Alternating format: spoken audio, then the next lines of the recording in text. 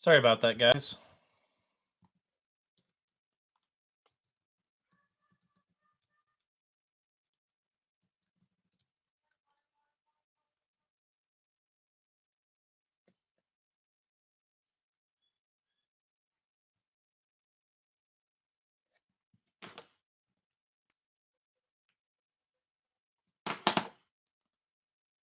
Hello, hello. Roberto, how you doing, man?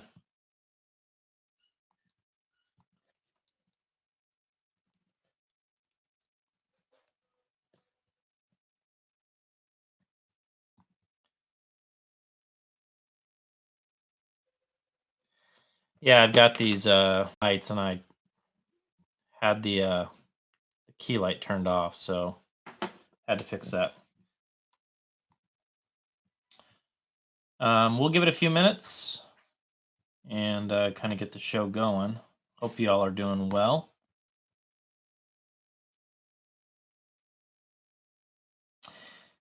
Yeah, so what it was is I had my camera set at 4K and that was going to make a mess of things. Let me turn off face detection so you guys aren't being bombarded with that. Hang tight here.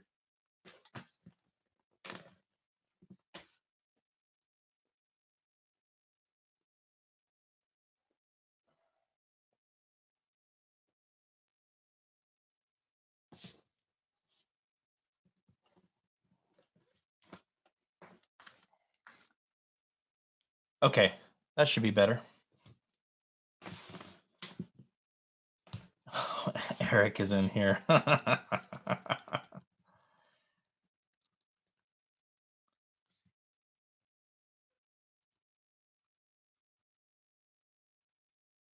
From Sweden. What time is it in Sweden?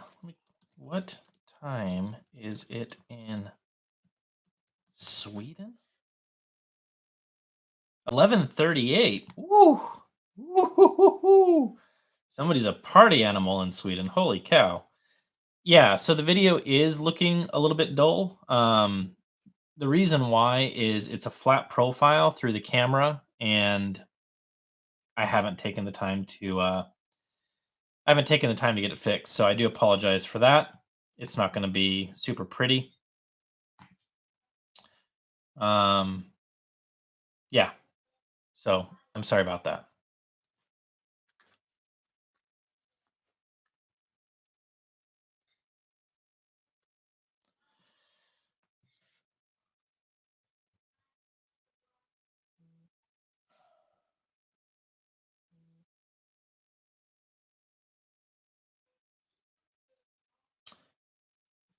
There is an audio sync delay. Yeah, I would expect there's going to be a little bit of a delay. I would expect that, actually. Romania, Louisville. How are you guys doing? Hey, we got our first question. Greg is asking, hey, Ron, question on tubes. Would you rather go tube integrated or tube preamp and solid state amp? I would say it depends on the speaker. If you have a speaker that needs a little more guts, a little more power, then I would say solid state would be the way to go. So kind of a tricky question to answer.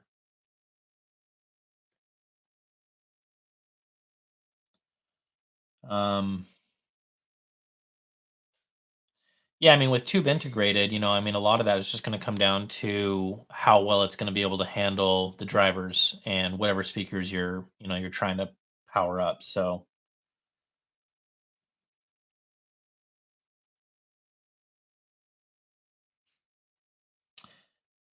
yeah, so I'm just hanging out with Georgia. Sarah is at a baby shower with some friends, and I wasn't doing anything. And I was thinking about starting the review for these guys, the re-review. I've already reviewed them back in 2014, but this time around, it's going to be a little bit different. I've had a lot of time with them, and I feel like I've grown as a reviewer, and so it's not going to be all unicorns and puppy dogs and sunshine and rainbows. Um, but yeah, your thoughts on Hegel and their emphasis on dampening factor. I didn't know that they had an emphasis on dampening factor. I have heard Hegel amplifiers at the shows. I reached out to them, I think, one time and I didn't get a response, so I'll try again. From what I've heard at the shows, they seem fine, but it's it's kind of funny whenever guys start talking about, "Oh, that amplifier at the show sounded so amazing." It's like, "What the heck are you even talking about?" Like, you're in a room that you're not even familiar with. You're probably listening to speakers that you've never listened to and other gear that you've never listened to, and you think you know what the amplifier sounds like? That stuff gets crazy. But yeah, from what I've been able to tell, they seem like a good amplifier, so it'd be interesting to check them out. What are your thoughts and experiences regarding power conditioners, best bang for the buck? That's from Dave B. Dave B. I have gone back and forth when it comes to power conditioners and power cords so many times that I've lost count, and I don't have a strong opinion. I don't have these days. I just don't have a strong opinion. I say just buy what works, and yeah, I've tried crazy stuff and I've tried not so crazy stuff, and where what I have in my room right now is PS Audio sells this little, I think it's called the, let me find it real quick. It's not anything crazy. Uh Dectet, Dectet. It's basically just a high quality surge protector. It's nothing insane, and I'm fine with that. It works fine. So yeah, I don't know.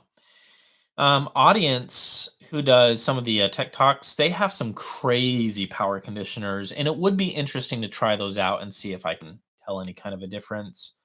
Um, so yeah, I don't know.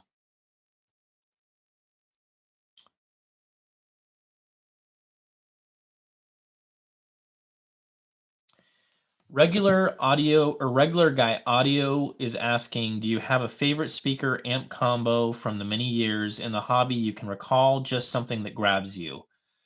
My favorite amplifier that I have reviewed that has stood the test of time is the Vinny Rossi Leo.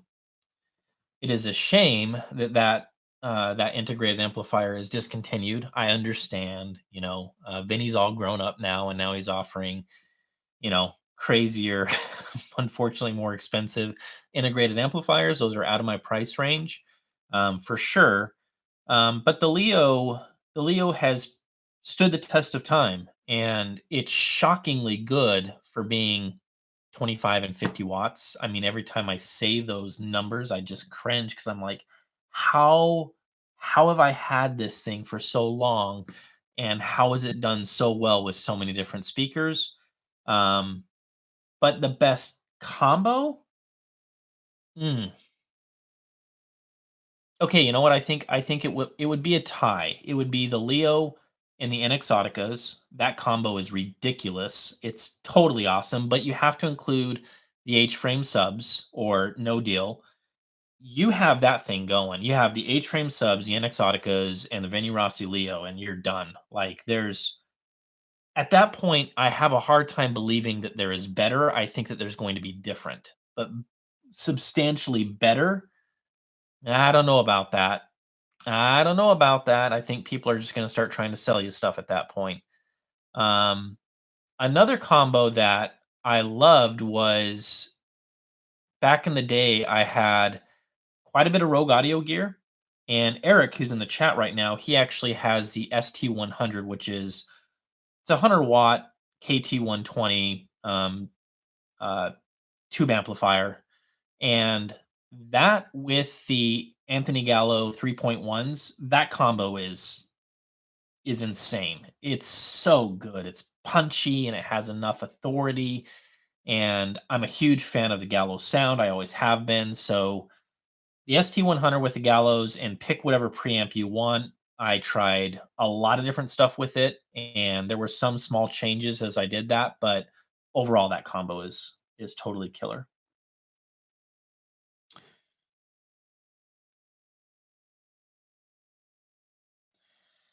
The best streaming transport solution, SOTM or Auralec Aries G2. I have checked out the Auralec stuff and I do like it. I've never done a review for them, but their stuff seems solid. So I don't know what SOTM is, to be frank with you, and I'm not an expert when it comes to transports and streaming and things like that. But the Auralec stuff is good. Is this live? Have I not seen tuned in? Yes, this is live. Hello. Oh, Eric just chipped in $2 for Cough Manly. So, Eric is a friend of mine. He lives just down the street from me, and he does have you have the is it the original shrimp? I think it's the original shrimp, or is it a super shrimp? I don't remember. And that's what he's running. He's running the shrimp into the Rogue ST100 and the Gallo 3.1s. He bought those after he heard mine, and yeah, it's a killer combo. You can't go wrong with that.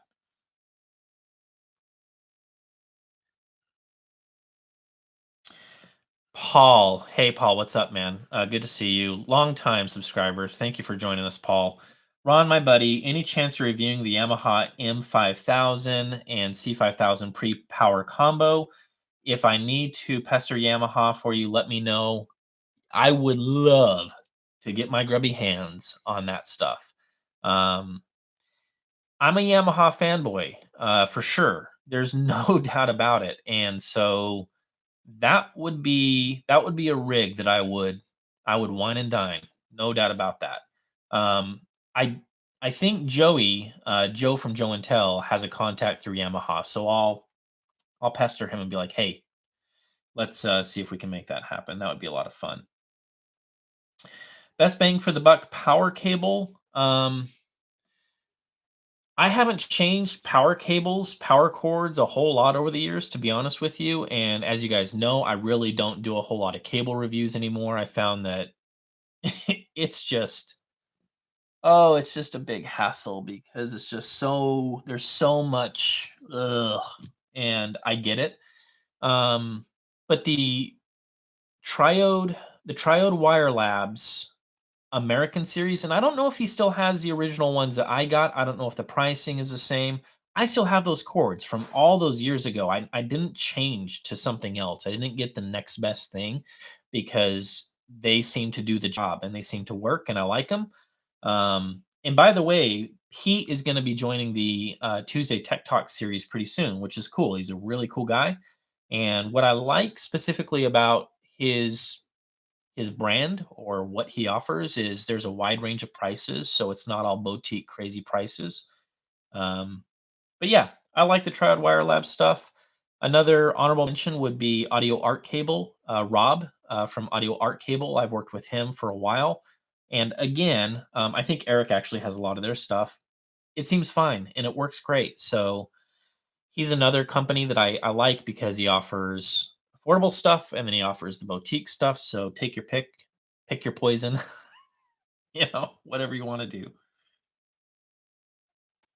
Regular guy audio says I'm subjective also knowing my personal taste may differ from others. At the same time, I know certain things just make the hair rise on your neck. Yeah, I don't actually experience that. There are some audiophiles that have like hair standing on end and that kind of crazy stuff, which is cool, but that doesn't happen with me. Hey, Thomas, $5, man. Thank you. I really appreciate that. Let's just see here.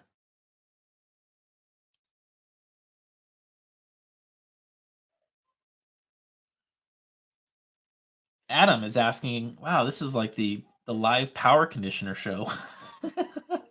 Power conditioner, do you need one? If so, what should you get? Here's what I have to say.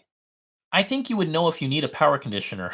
You know what I mean? It's like, are you in New York and the power is awful and everything is just wonky? Maybe then, but here in Arizona, I have yet to be in a house where I can go, clearly what I need most in my rig is a power conditioner. That is yet to happen with me. And I'm not saying that they don't work. I mean, they certainly might. What the heck do I know?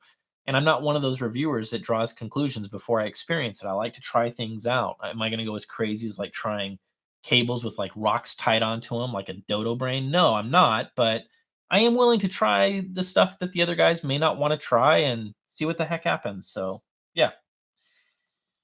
How about man, hey, thank you for the what the heck? Paul, you rule, man.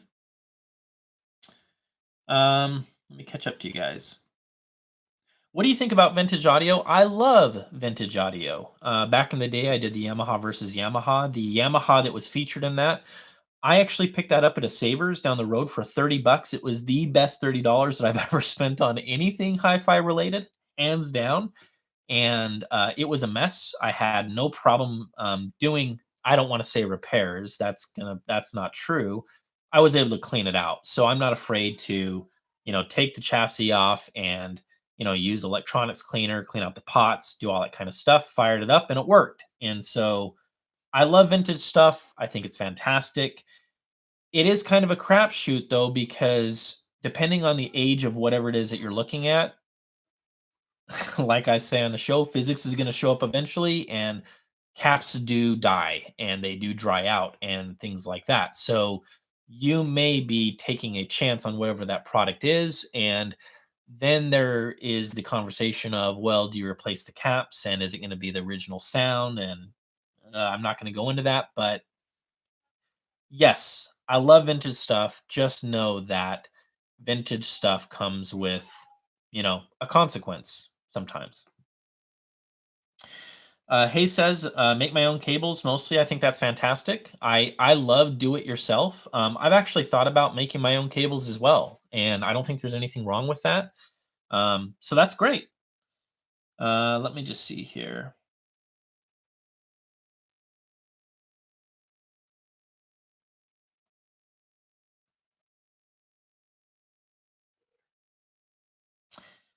Mike says, "Hi Ron, love you, man. Thank you. I really appreciate that. Any plans to review any class of D gallium nitride GAN amplifiers?" Hey Mike, I don't know what that is, so if you don't mind, shoot me an email, just ron@newrecordday.com, and send me links. Who do I contact? What are we looking at there? I would be happy to dig in and take a look.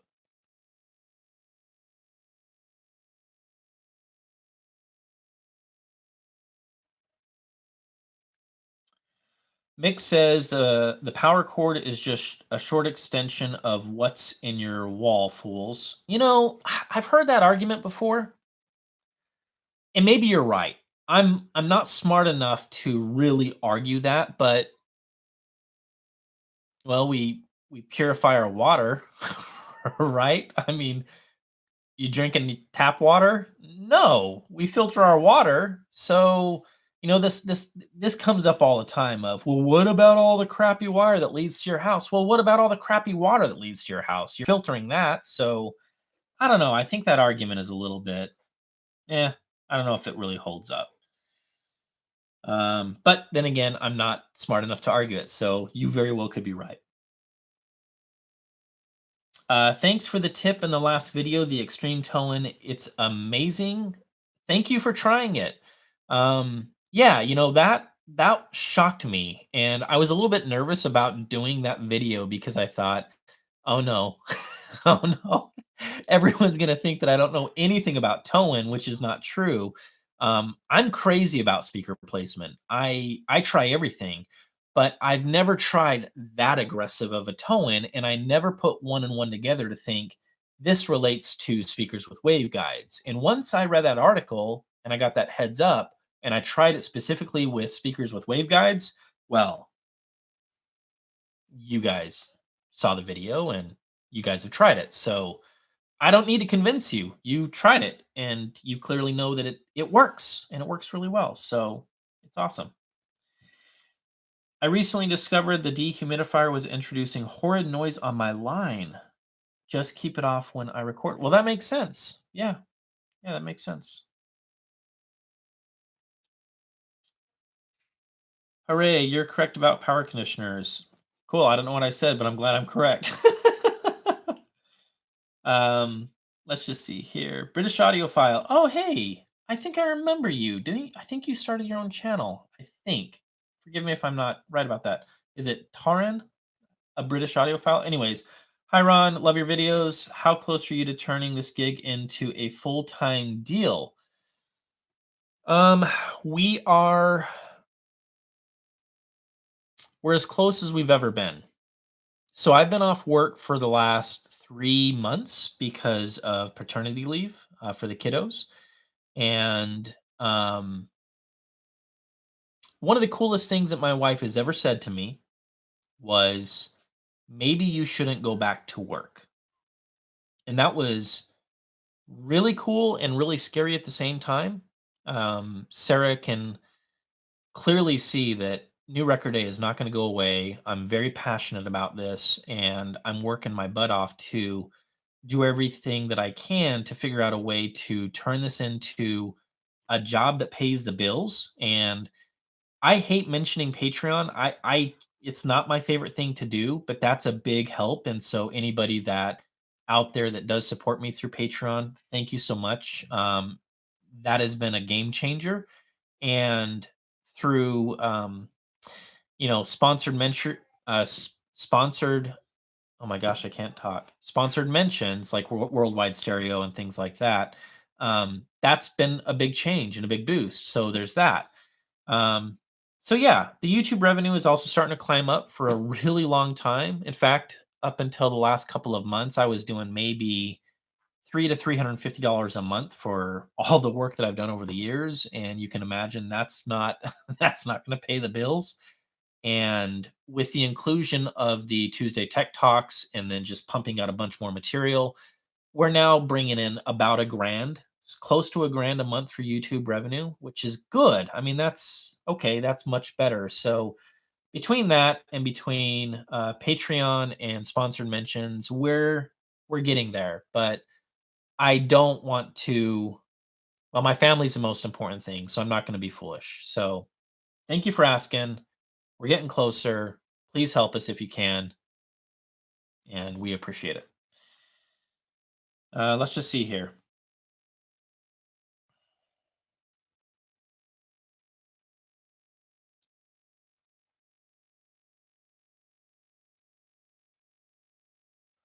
What's your thoughts about studio gear setups for the living room? Do you prefer linear, flat, or more fun speaker question mark? That is a really good question. And one thing that makes this hobby reviewing gig so much fun is I get to experience all of that. The JBL 530s are a great example of what I would say not the most flatline linear speaker in the world. They're a very fun speaker. Um, but at the same time, I could pull out the Adantes, and those are a very flat, what I would say a very linear speaker, and I enjoy them both. So specifically to studio gear, I assume that what you mean by that is like powered monitors, like actual, like legit studio powered monitors. I would be up to try that. I have no problem trying that. A lot of those, a lot of those monitors are, I don't know if they're designed for near field, but they're used in near field applications. And I don't know how that would translate in a listening room. I would just have to give it a go. But I, maybe I'll try that one of these days. That's a great idea. Heard Audio Labs MDAC? No, I have not. Fat Rat asks, how important is it that speaker stands should be rock solid steady, i.e., no movement at all?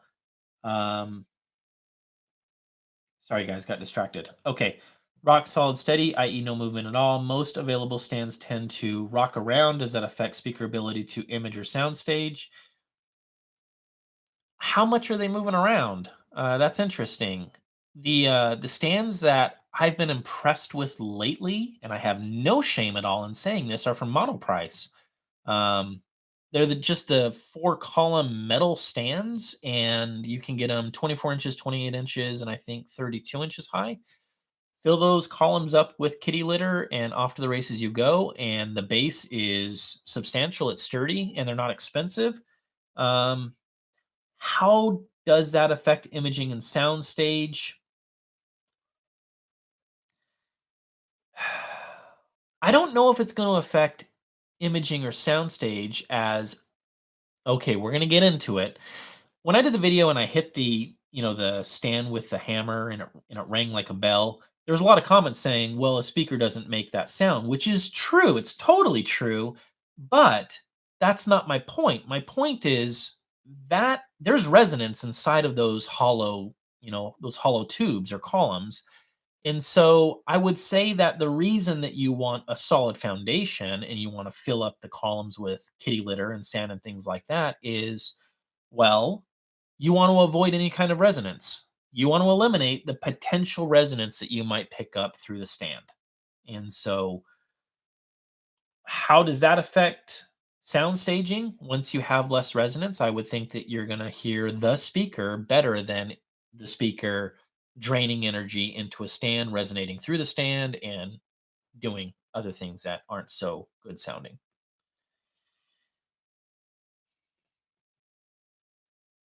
Derek asks, do you decouple your speakers from the stands? And if so, what do you use to decouple them? It depends on the speaker. I've been experimenting with that lately. Sometimes I do. If we're talking about like bookshelves, so I'll have like the monoprice stands that I was just talking about, and then on top of the monoprice stands, I will use AV Room Service has those. Oh my gosh, what are they called? EVPs or ISO Acoustics has these little. Oh, I forget the name of them. Little dampeners. I think I have them out in the living room. Anyways, sometimes I do. And I don't do that because I think that it's necessarily better than not doing it. I do it to experiment and try to see if I can tell big differences.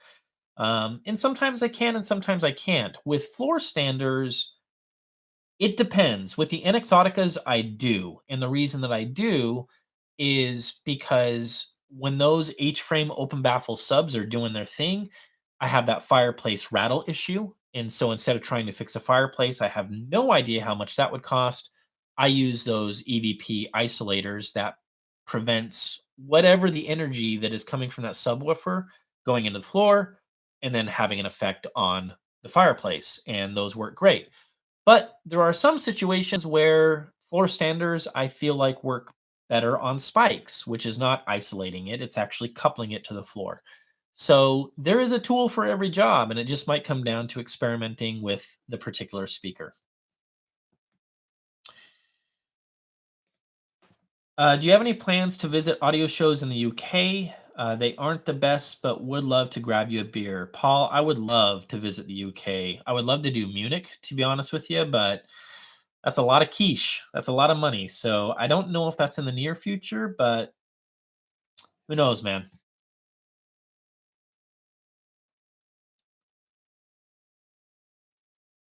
Power cord is not a filter, Mick. I okay, I believe you. Like I'm not an engineer. I'm not gonna try to, you know, argue with that. Let's just see here. Tone is great. I assume you watched the video. I'm glad you enjoy it. Let me just see here. Oh, David. Yeah, hey, I meant to get back with you. Things got a little bit crazy yesterday. Um, David Stevens, he says, I'm guy with stack of Genesis physics speakers I sent you pictures of. David, sorry, I'll get back with you. I apologize that I had to jump out of that conversation. I get a lot of conversations through like Facebook Messenger. So if you guys ever feel like I'm avoiding you, I'm not. It's just, you should see it. It's crazy. There's like 20 or 30 different conversations going on. And when I have a family and we're doing things, it's not easy to get back to all of you guys, but I try my best. But anyways, David, yeah, I'll get back with you as soon as I can.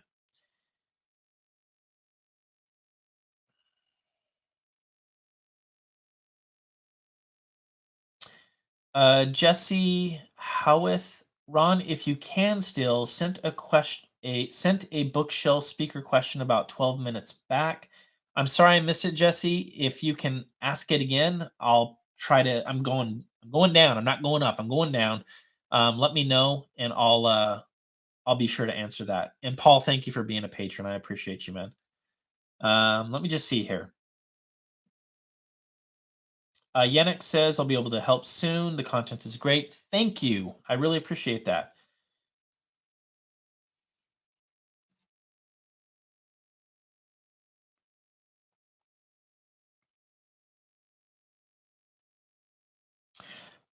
Michael Larson brings up a good point. ISO acoustic stands are designed to move. That is true. If we're actually talking about those little platforms they make, is they do have some give to them. So as you have energy coming from the speaker, they are designed to actually move. They are they are dampening the energy from the speaker. They're a dampener. That's what they do. But that is true. Yep. Oh, hey, this is interesting. Hey, Ron, I recently picked up a pair of Gallo 3.1s. Sound fantastic with my Gelita tube integrated. Curious if you have a couple of good suggestions for getting the best sound out of them. More power. Whatever that Gelita tube integrated amplifier is, I might be wrong, but I'm willing to bet that if you really want to see what the Gallows can do, give them more power than what you think that they need.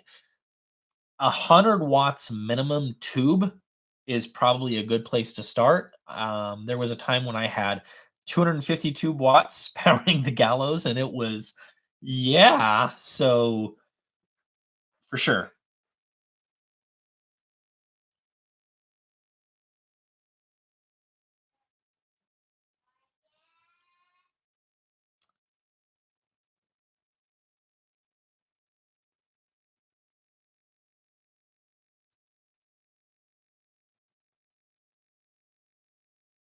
Let's see here.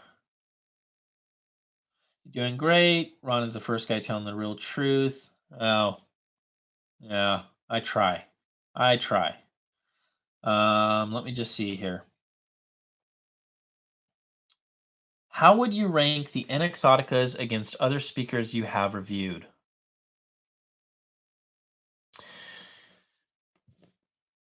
Let's have a heart to heart about the Exoticas because this is something that I've been wanting to talk about.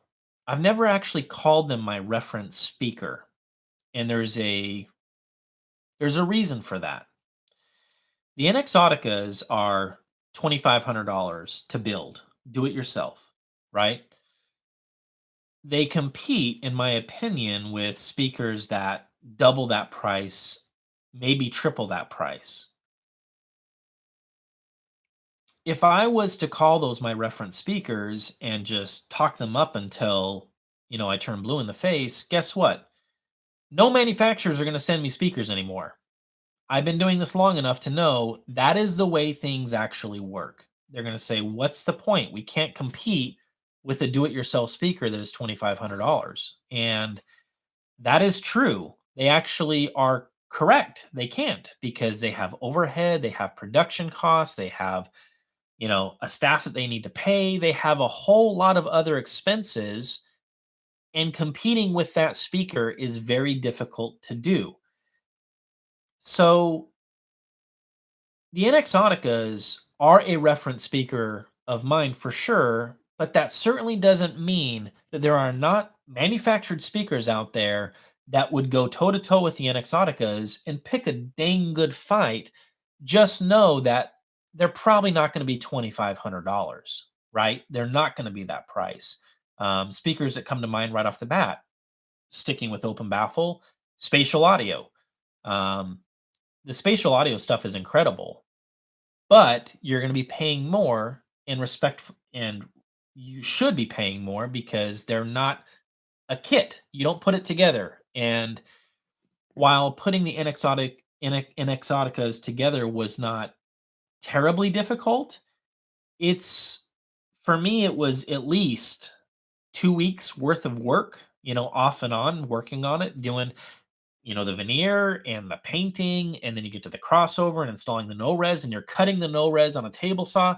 Like, you're really rolling up your sleeves. So, how do they compete? Well, they certainly do. Just keep in mind that there are other speakers out there that would definitely pick a fight with the NXoticas, but they're gonna be more expensive. Um, Hopefully that answers that question. How would I rank them? They're one of my favorite speakers. They really are. But I learned something about them. In the old house, they were not one of my favorite speakers. They were I could hear the potential, but once we got them into a big room, my room is 16 feet wide, 20 feet deep. That's where they really started to shine. So they're not a one size fits all kind of a speaker. Whereas the Anthony Gallo 3.1, which you can get used for like 1500 bucks, that is a speaker that does very well in smaller rooms. So again, there is no one speaker that's just going to be perfect for everybody. Where is the best place to chat, Facebook or Patreon? Any plans to feature subscribers in future videos? That would be cool. That's a good idea, Paul. Um, I'm probably the most responsive through Facebook Messenger, and I'm not talking about through Facebook pages through the new record day page. It's actually wonky to get to that just because there's two different apps. I would say just find me on Facebook, be my friend, and then from there just use the regular old Facebook Messenger, and I will do my best to help you out, answer questions. Um, there may be a time where I'm gonna have to cut that off unless you're a patron, and that's not because I'm not trying to, get every dollar I can. It's because I'm one dude, and there's only so many questions that I can field and answer, and so I might have to make that decision eventually. But as of right now, anybody can message me, and I'll do the best that I can to be friendly and answer your questions. Let's see here.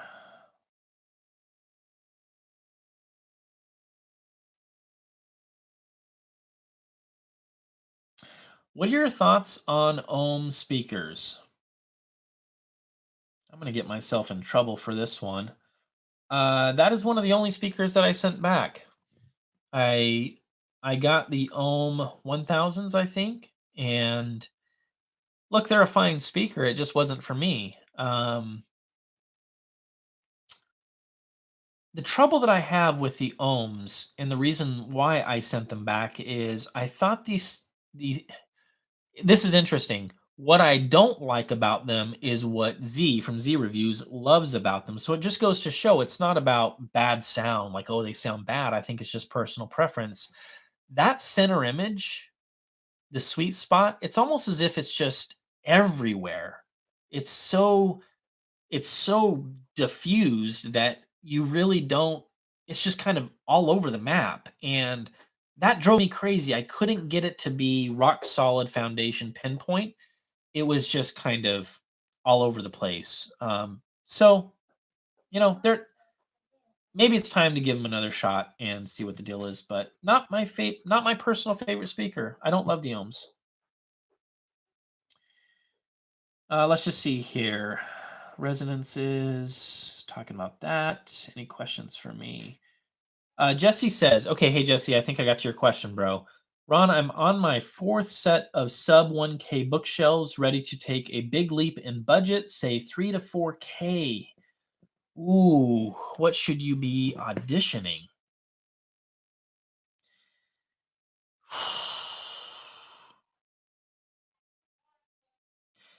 Jesse, it kind of depends on what it is that you're going for, what it is that you want. What do you want out of bookshelf speakers? Are you looking for one specific thing, or are you looking for a speaker that isn't like an all around performer? If it's the latter, if you're looking for a bookshelf speaker that does like checks off many, many, many boxes, well, there is the hype train out there, also known as the Bucart S400s, and they do check off a lot of boxes. The bass is substantial. There's times where it can sound like a legitimate floor stander. It does have texture and tone in the bass. I think it's an aluminum cone driver, which is kind of crazy. Typically, you don't get that same texture and tone that you're going to get with like paper cone drivers and carbon fiber drivers, things like that. But it does have texture and tone for sure.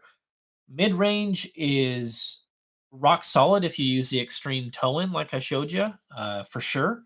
Staging is good, not world class. It's not the greatest thing that I've ever heard, but it is good for sure. Um, and they sound big. So the nice thing about it is that's not. that's not pushing your budget up all that much. I mean, I don't know what the current price is. I think that they actually offer a newer S400 with the upgraded crossover. I'm one of those clowns out there that would like to think that, yes, the components inside the crossover do matter. So I would encourage you to do that. Like if you're going, well, I've got some more money to spend, I would get me personally, I would get the one with the better or higher quality parts, for sure. So take that for what it's worth. If you Jesse, if you're going after, like, one specific thing, then I would need to know what that thing is. Like, what is it that you're craving? What is it that you're actually missing? And you can email me if you wanna continue the conversation at ron@newrecordday.com, or hit me up on Messenger, and we can chat from there. Should I buy an AV receiver for a 3.1 for movies, don't want surround, and switch 2 channels for audio, or should I just buy a DAC and amp for TV and music? Man, I'm not a surround sound guy, and I I like 2 channel even with movies. I really do. I have no problem doing that. I think that it's you can get a believable phantom image and center image. So, I doubt I'll do anything. I wouldn't do anything like 3.1 or surround sound. I would just do 2 speakers, 2 subs. Don't get you know me, don't get one s how dare you get 1 sub? Get a couple subs and off to the races you go. Let's just see here.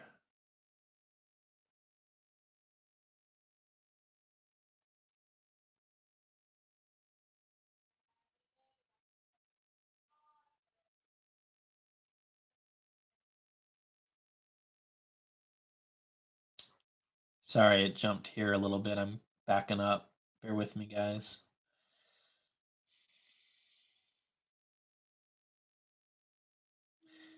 Yeah, so Mike Larson is saying, Jesse, listen to Boot Card S400s, Dynaudios. Okay, actually, those are some good recommendations. Harbeth P3 ESR. Uh, if you're after that specific thing, here's the thing that the Harbeth P3 ESR does. I got this right in my review. Is the human voice is very realistic sounding. So if you are the type of audiophile that craves vocals and you listen to a lot of stuff with just vocals, or you concentrate on just vocals, then go that route. But yeah, the Dyne Audio Special 40s, absolutely. Um, Kef R3s, I haven't heard them. I don't know. Those got a buzz right now. A lot of reviewers are digging the R3s, so yeah, that would be a good one to check out as well. Let's see here.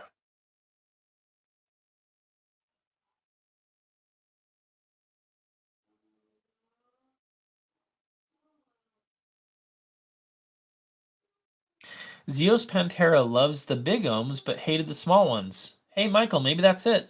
Maybe I need the big ones.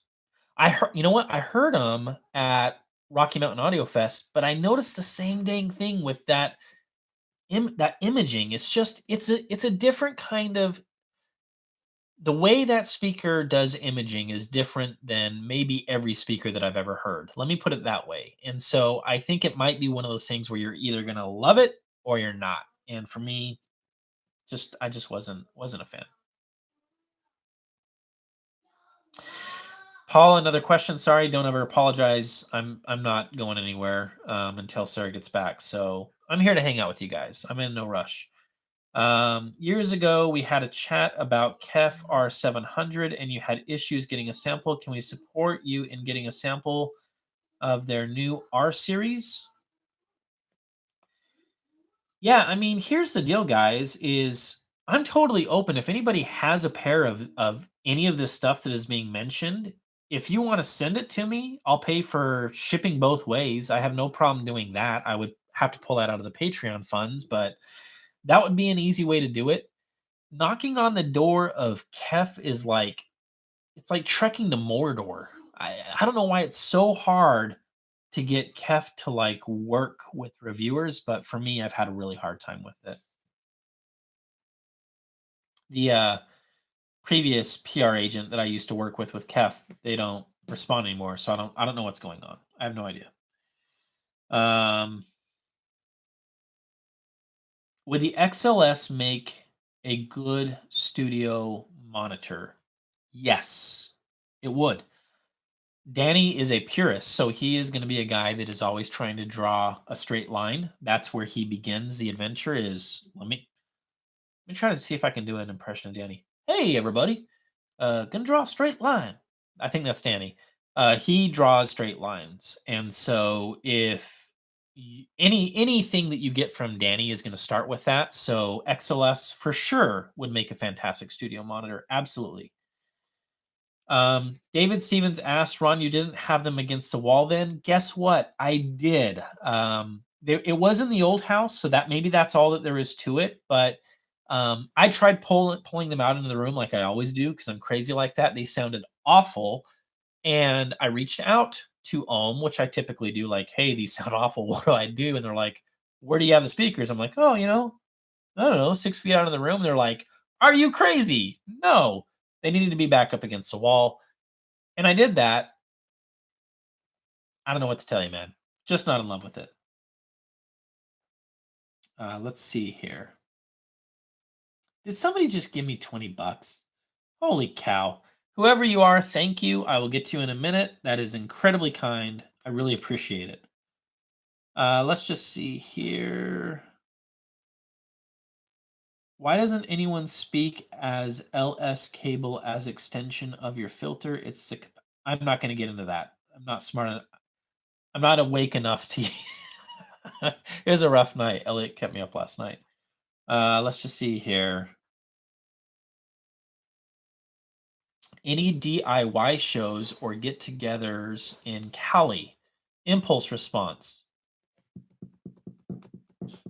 How you doing, by the way? I would love, I would love to do more stuff with do it yourself. I have a heart for that. I think it's awesome. Totally, totally open to that.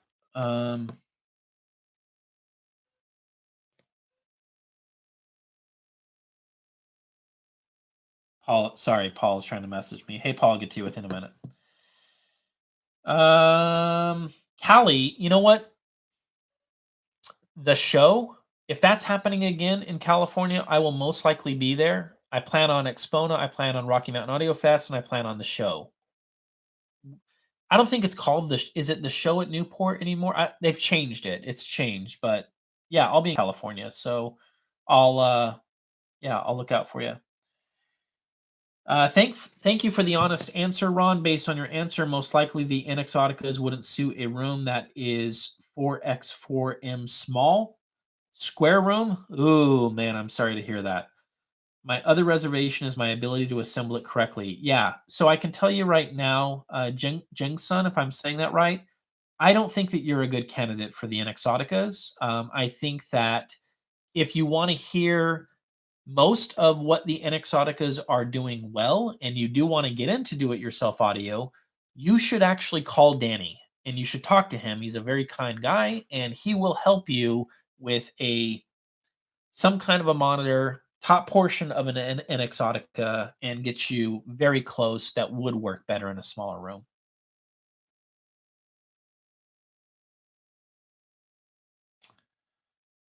Let's see here.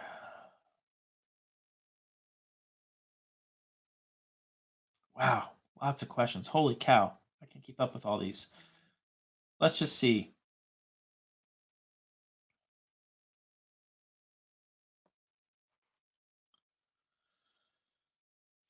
Hi from Germany. That is awesome. What is a great desktop amp to pair with the JBL 530s?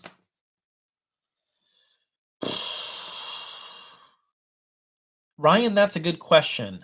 And the reason it's a good question is because they're 86 dB. So you need some guts. Why not try some Class D stuff? Class D gets kind of crapped on a lot by, a lot of the audiophiles out there. I have no problem with Class D. And you know who you would want to ask? You'd want to ask Joe from Joe and Tell because he's had a lot of experience with like really like affordable, dirt cheap Class D stuff that you can get on Amazon. You might want to reach out to him and see what he has to say. Just let him know that Ron sent you. and let him know that the speakers are 86 dB, and he'll get you moving in the right direction. But there's so many of them out there now. Most of them are like, inexpensive, class D, a lot of them from China. No problems with that, but something like that would probably be fine for the 530s. Now, Ryan, if you're like, oh no, Ron, I ain't playing around. Like, I want I want the goods. Then email me, let me know what your budget is, and then we'll move in that direction from there.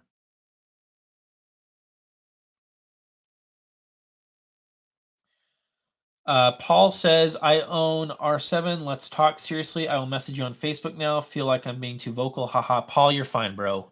Yeah, and I did get your message. I'll respond to that as soon as I'm done with the live chat, and we'll go from there, man. Hey, Ron, if you had to live with one system for the rest of your life, what would that include? Holy crap.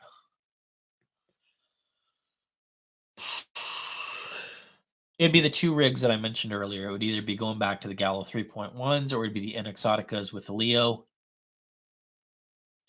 If let me put it to you like this, if I was done, those would probably be my top picks, probably. But there's a lot of stuff that I haven't heard that I would love to hear. Um,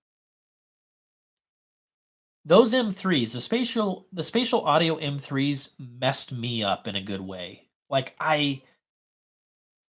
it was such a treat to hear not a narrow baffle, but a wide baffle, open baffle speaker that just slammed and was like, yeah. And so that thing has like a rock and roll heart.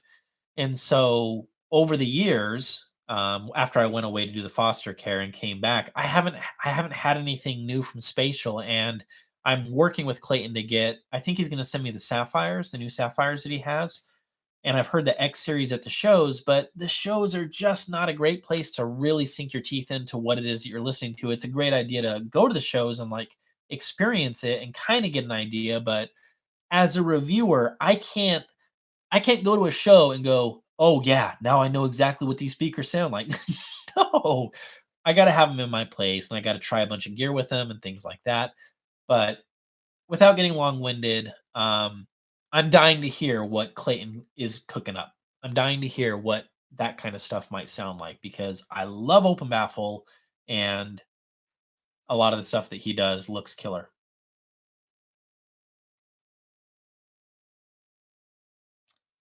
If you're not into Open Baffle, why ELAC discontinue the Adantes breaks my brain. It breaks my brain, and I don't know if I'm gonna get in trouble for saying this, but I'm not afraid of controversy. I'm Ron with mutton chops. So even Andrew was like, I don't know why that happened. So somebody made a decision to discontinue the Adantes. I assume it's because they just weren't selling all that well. Those are a fantastic speaker. You just got to know they ain't gonna pat you on the back when it comes to bad recordings. Like they let you know it's a very, very revealing detail freak speaker. So, but they're very good. Richard Martinez, best beginner do-it-yourself speaker kit. I would say the XLS Encore from GR Research would be a good place to start. You can stop by in New York, do it yourself. If you're in that neck of the woods, I'd be happy to do that. PS Sprout for JBL 530. Huh. That's an interesting idea. Go for it. Yeah, I think I wish I still had the Sprout. I think that would totally work for sure. Huh.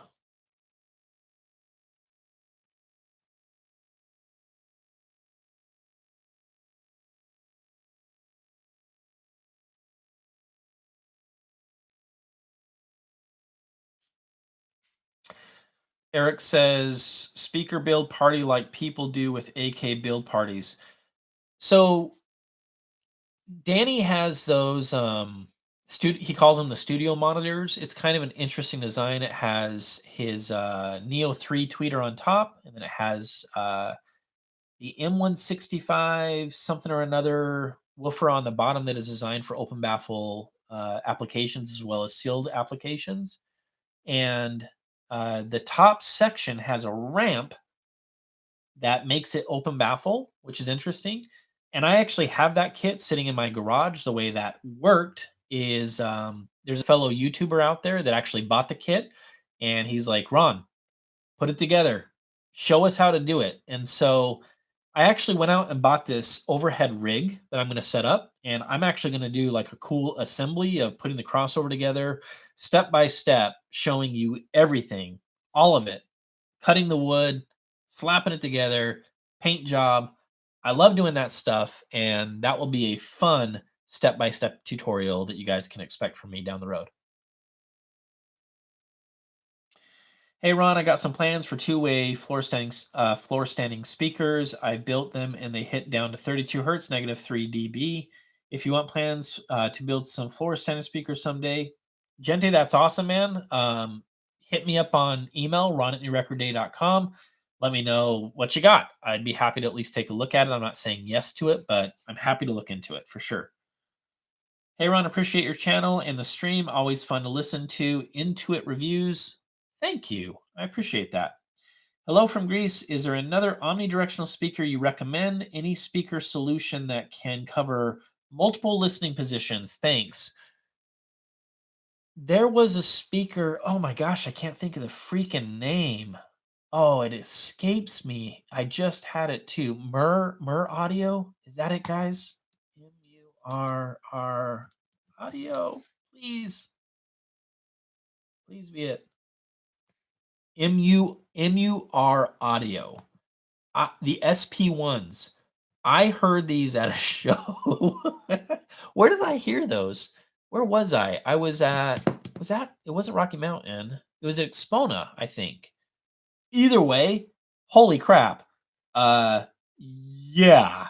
Though I don't think they're truly omnidirectional, but they have these planar ribbons. I'm not really sure exactly what they are. I think they might be electrostats, and they're arranged in this array that is almost omnidirectional. Pretty hefty price tag, but holy crap. Yeah, so check those out.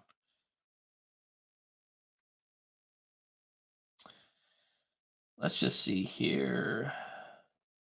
Any thoughts about tube connectors versus binding posts? Hey, Chris. Yeah, this question comes up often, to be honest with you. And with the binding posts versus the tube connectors, I would say this. If you're buying a kit from Danny, then just get the tube connectors. And one thing I want to mention, because this comes up often, I don't make any money. Hear me. I do not make a cent, a dollar from Danny Ritchie in any way, shape, or form other than Danny supports me through Patreon, and he's he's such a clown. He doesn't even support me as a manufacturer. He's doing like the $5 or the $10 gig or whatever it is. So sorry, Danny, it's true. I don't make any money at all for anything that I've ever done for Danny, tech talks included, kits, nothing. That's all him. So let me calm down for a second and get my composure. Um, when I did the comparison of the tube connectors and I actually recorded it, and then I was able to hear a difference, like I said in that little sound clip comparison I did, I was like, well, this solidifies it, at least for me. But at the same time, I'm not here to sell you guys on anything. I'm one of those guys that it's like I can talk to cable haters and cable lovers, and it's okay. Like, whoa, it's okay. Whatever you want to do is cool with me. And I would say if you're going to be getting a kit, then you might as well get the tube connectors and just do it. That's my opinion. Are they better than binding posts? Depends on the binding post. I would like to believe that they are better than most of the crappy binding posts out there. I would like to believe that is probably true. Let's see here. Hi from the UK. Have you tried? Oh my goodness sakes, I can't even pronounce this. Boeniki W8 speakers from Switzerland? No. No, I haven't. That's from Sherry. If you don't mind, Sherry, I'd like to check that out, and I'll probably forget as soon as this live stream is over. Can you email me, Ron at New Record Day, what those are? And I'll reach out to the manufacturer and we'll see what we can do.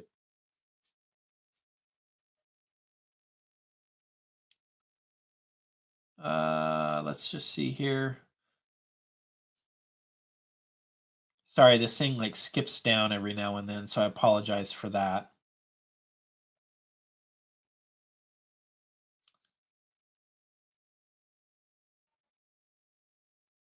Okay, here we go. Desert Pilot just commented on your extreme toe in video. Worked for me, even though I don't have waveguide speakers. That is totally awesome. Totally cool. Let's just see here. Oh, Hi-Fi Trucker. Oh my goodness. Oh my goodness. I apologize. I missed you, bro. 20 bucks from Hi-Fi Trucker. Followed me for a long time, and he says, "A little something for diapers. I know how it is. I'd like for you to try something with those H-frame subs. Do bookshelves sound okay sitting on top?" Yes, they do. The H-frame subs are really high, so you do have to take that into consideration. But yes, I do it all the time. All the time, I will throw bookies on top of the H-frame subs and have at it. So for sure. Email me if you have more questions, bro. And thank you for the 20 bucks. Little something for diapers. I'm gonna jack that and buy some tacos and not tell Sarah. Yeah, that is what I'm gonna do. She's not here and she can't do anything about it. Let's just see here. Ron, do you have an opportunity to review Cord DACs in the USA? They are benchmark products this side of the pond. So, Torin, I actually had the Cord Cutest, and you guys know that I'm an analog guy by heart. It was one of the first DACs that I've tried where I thought, oh, is there a difference? I was asking the question. Everybody calm down. I was at, is there really a clear difference? And I think there might have been. And then it crapped out on me. It died. And so I actually returned it. I sent it back. And I just, I haven't pursued Cord. I bought that. I was going to own that. And so there might I think there is a US distributor for Cord. I reached out to them not long ago. Kind of blew me off at first, but we'll see. We'll see. I'll try again. For hip hop listening, Ordphone 2M or Ordphone 2M Blue, I just started the vinyl route. You know what? I'm going to be honest with you. I've never heard the 2M Blue, so I don't know. I have listened to some hip hop on the red, and it's fine. I don't know. Speak to me of affordable tube integrated amplifiers. No. No. I know what you're doing. You're on Amazon looking at all those like really, really cheap integrated amps. Look, some of those might be fine. They might be fine. The cheapest stuff that I've seen that I dig is like Rogue Audio. That's a great place to start. It's dependable, it's well built. Um, Prima Luna, I think, is another. I've never reviewed their stuff, but I think again, what is affordable, right? I mean, are we talking like a few $100s? Because if we are, then the answer is still no. I'm not going to talk about it because I don't know. I don't know. You know, you see like the, I think is it Monoprice has like a tube integrated amplifier, and it looks like it's like cheesy looking. I don't know how that sounds. Who knows? So hard to say, man. And that was for Red Star. By the way, good to see you, Red Star. Let me know what you think affordable is, and then we can go from there. Have you? I think what their 94 Arts is asking. Have you ever heard of a speaker made completely out of concrete? I haven't heard any speakers in person that are made out of concrete. I don't know what they sound like. I have heard of speakers that are made out of concrete. I can't. I need to talk to Andrew about that, or even Danny, and say, is that a good idea? And if so, like, how much better is that than properly braced MDF? How much? Give me a percentage. Is it 5% better? Because if it is, I'm not putting in 3,000-pound speakers in my house. I'm not going to do it. So I don't know. It's a good question. Let me just see here. Best stack under $500. No Saber. Any suggestions? And that's 500 pounds. In US dollars, I don't know what that is. Probably around seven ish hundred. I don't know. Uh, the shit audio Bifrost. I don't know if that. I don't think that has a Saber DAC in it. I'm getting hit up on Messenger here now. Um, but I do. I do like the Bifrost quite a bit, actually. Yeah, quite a bit. Funny enough, I have the PS Audio Direct Stream, which is like 6 grand, and I was doing a shootout between the two. That was interesting. I'm not. I'm gonna get myself in trouble. Stop looking at me. I like the Bifrost. I mean, that's a good sounding DAC to me, but the truth is I have a really hard time with DACs. I have a really difficult time going, is there a clear difference with DACs? And the truth is I don't think that I've experienced enough to start figuring that out. I would rather, work on things like speaker placement, acoustic treatment, swapping out stuff that I know makes it clearly a big difference before I dive into DACs. Ron, can you make reviews of do-it-yourself amplifiers? Maybe. I might have something that I'm working on. Maybe. That's all I'm going to say about that. Maybe.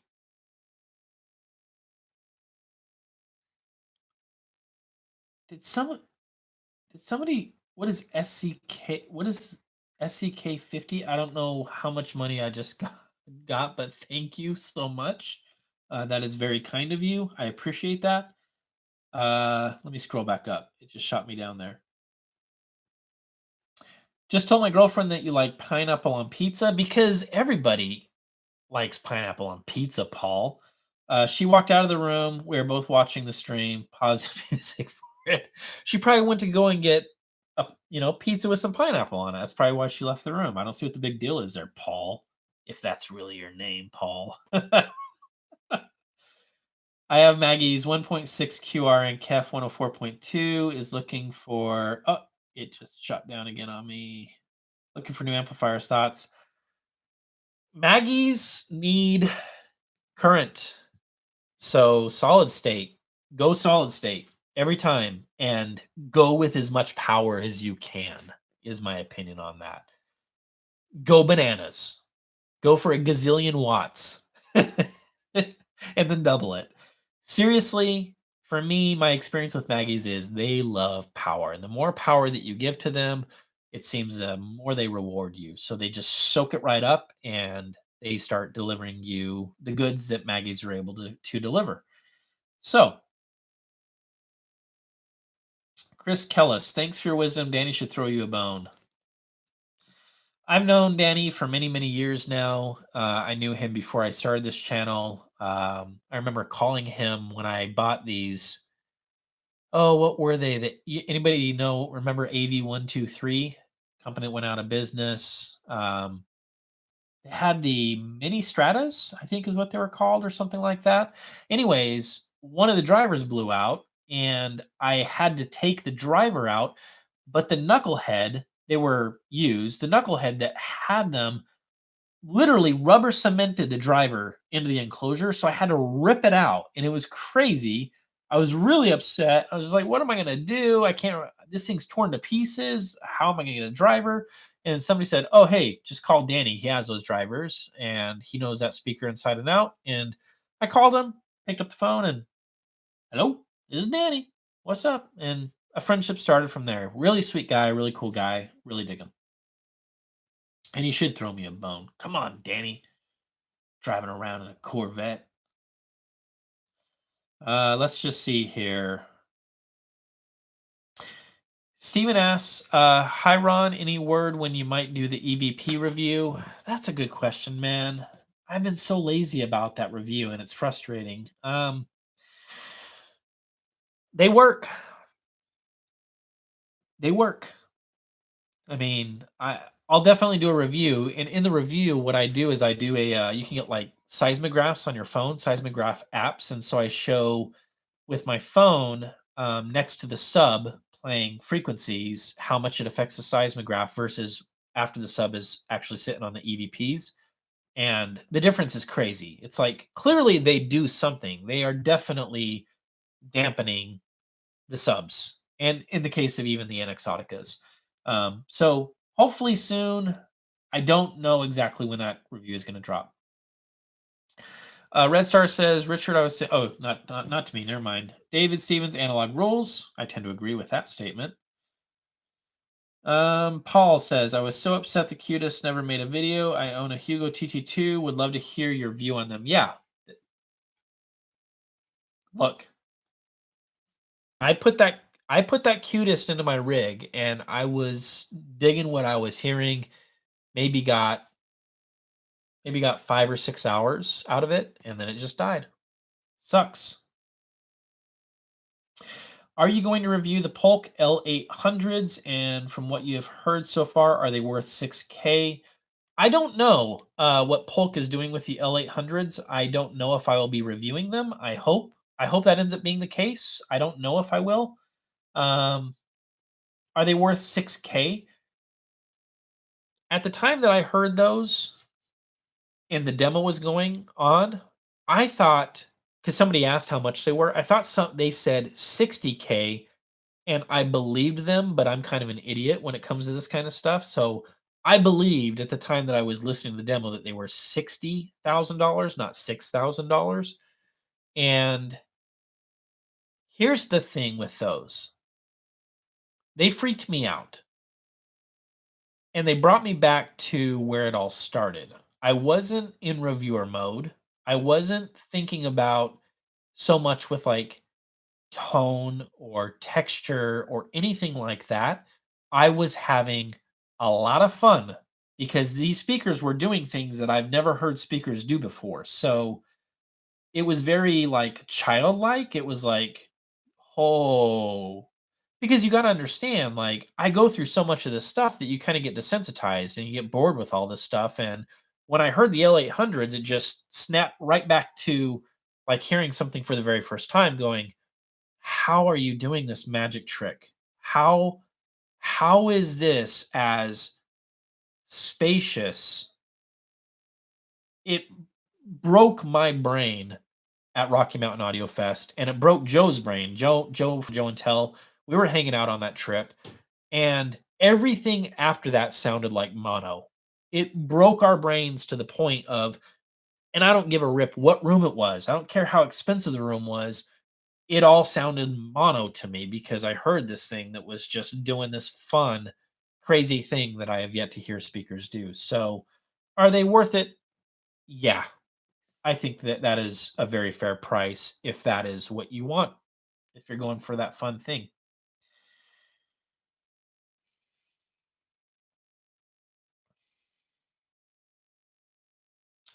What do I think of the SVS Ultras behind me? That is asked by Evan W. I love these speakers. I like them quite a bit. These are one of those speakers that at their price point, I feel like they are giving you a lot of boxes checked off. Many, many boxes checked off. It's not one of those speakers where you get it and then you go, yeah, but they don't do this, they don't do that, they don't do this. No, these do a lot of that stuff. And when I do that review, I'll try to stay as unbiased and chill as I can. But at the asking price, the Ultras are they're a tough competitor. They do a lot of really good things. Okay, I'll throw one at you right now. Maybe a little bit tipsy, maybe a little bit forward, depending on the material. Sometimes they can be just on the edge of, okay, you need to knock it off. Ultras, you need to chill out a little bit. Sometimes, but they're very good.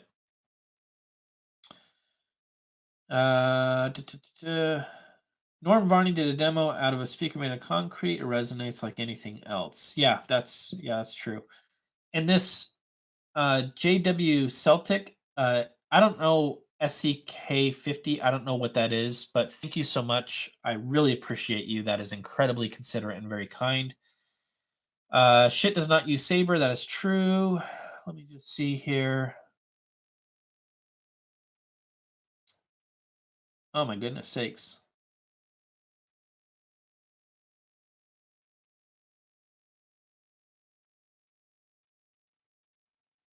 Give me a second here. It shot back down.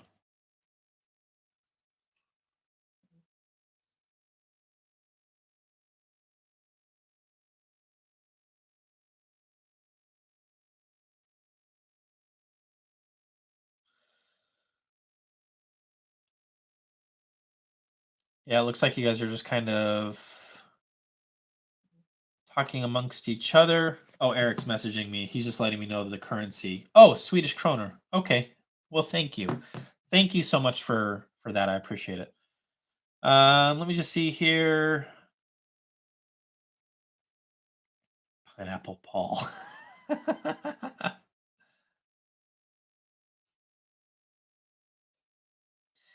Yeah, so Steven is mentioning at New Record Day, you don't need watts, you need current. That is true. If I said watts earlier, that this is spot on. You need current. Lots of current. Give it current. That is completely true. And that's talking about Maggie's, of course. Totally true. So if I said watts, scratch that. Current is what you're looking for. What's up with the Puffin review? Yeah, I still have it. It's like sitting on the shelf over there. I don't know what to say. Yeah. And the funny thing about it is that's going to be an easy review to knock out. So stay brown. I'll move that one up. Let's get that one knocked out. Let me just see here. Hi, Ron. Can you mention the timestamp so we can keep up with you? Oh, like, is this timestamped? I don't see a timestamp on the live chat. This is like the second live chat that I've ever done, so bear with me here. Let me just see here. Well-tempered lab review. I don't know if that will happen. I'm not too sure. I asked in the past and they said no, but that was many years ago. Let me just see here.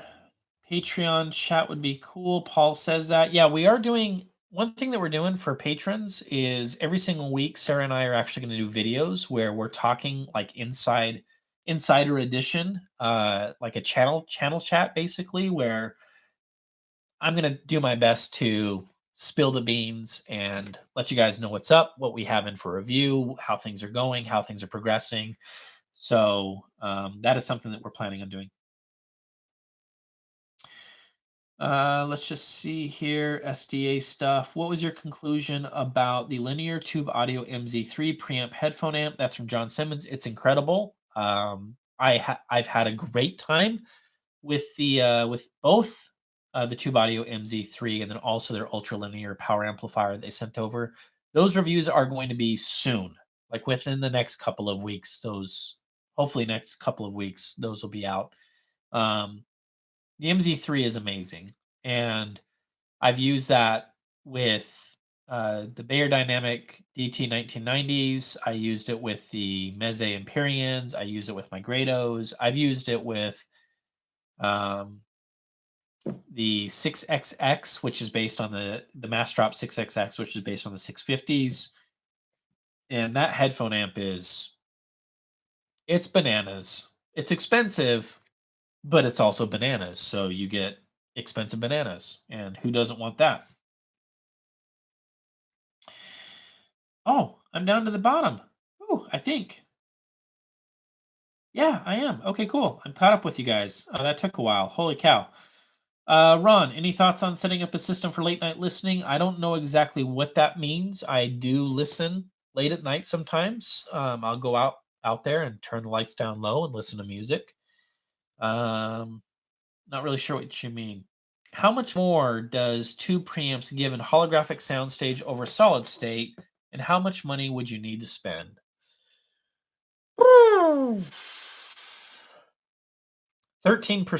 They're 13%. I don't know. Here's the thing. In my experience, it's hit and miss. I've noticed that with some tube preamps, could be the topology, it could be the tubes that we're talking about. Some of them seem to bring that magic more than other tube preamps. And so we could just be getting down to the fundamentals of the design. And I'm going to be bringing on Dan from ModRite onto the show for Tuesday Tech Talks. And I'm hoping that he might be able to help us navigate some of that stuff. He's a smart guy. Um, but how much more than solid state? I'll say this, I think almost every time that I have a tube preamp in my rig, I feel pretty confident that I would be able to tell you, even yeah, maybe even blindfolded, like, yeah, there's a tube preamp in here. I should do some kind of a I should figure out a way to do that kind of a like a blind test. That would be interesting. I would probably fail. Like, Ron's an idiot, he doesn't know what he's talking about. But truly, and I'm being honest, there is something about the way that tubes can sound where it lends itself to a bit more of that holographic experience, more depth, more width, soundstage increased. You kind of get that walking through the soundstage type of a feel. I love that. And with solid state, there's some solid state amps that know how to dance. They know how to do the soundstage, but it doesn't have that thing. That thing that once you have it and then it's taken away from you, you go, ah, this still sounds really, really good, but I just miss that thing. It's not, I don't know how else to describe it. Brexit and hi-fi from UK. Michael, I don't know anything about that. I'm not, I don't have any authority to speak to that. Let's just see here. Oh man, as soon as I catch up to you guys just take off. Holy cow. Let's see here. Hi, Ron. Is there a notable difference between the Anthony Gallo Strata versus Strata 2? Pick some first-gen used, pair with stands, estimated value, question mark. I don't know. I never heard the original Stratas. I had the 3.1s. Eric, who's in the chat, has the 3.1s. And then when I did the review in 2014, that was of the Strata 2s. That was around the time they came out. And these are still the Strata 2s. So I haven't heard the Strata 1s. I think almost everything stayed the same except for the magnet. I think that they changed from whatever. Oh, I'm going to sound like an idiot. Whatever a regular magnet is to a neodymium. Somebody please smarter than me help me. Neodymium. I'm not drunk. I'm just tired. I think that's the only change that was made with the Strata 2s. I think. Could be wrong. Um, Value, I don't know. How do you determine if an amp can deliver a certain amount of current? Nick, I don't know. And that's the honest answer. We would need somebody smarter than me to figure that kind of stuff out. I don't know. I plug stuff in and I try it out and then I experience it and then I start swapping out gear and I go, okay, what's the determining factor between these two amps and why is this one doing a lot better? And sometimes it is current and sometimes it's damping factor and things like that. So I don't know.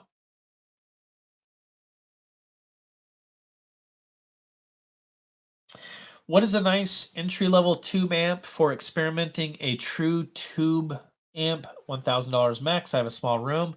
Yannick, I would go used. And I don't have a specific brand that I can mention. I've mentioned Rogue a couple of times. Rogue is not paying me any money to say anything for Rogue. Um, they're not supporting me at all. But that I got started with tubes with Rogue stuff, and it is affordable and it does a good job.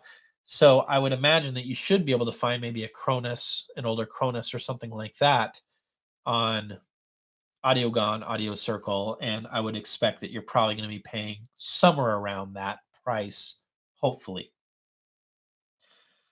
I remember you posting the Amps and Sound Stereo 15 a while back. Seems like your post said Return of the King. Are we getting a review for that? No, and I'm depressed about it. I don't know how much I can or can't say. What the hell? I'm gonna say it anyways.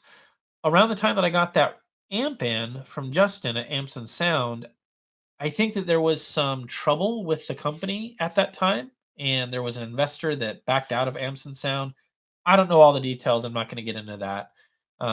But he said we might not be doing this anymore. I'm not really sure.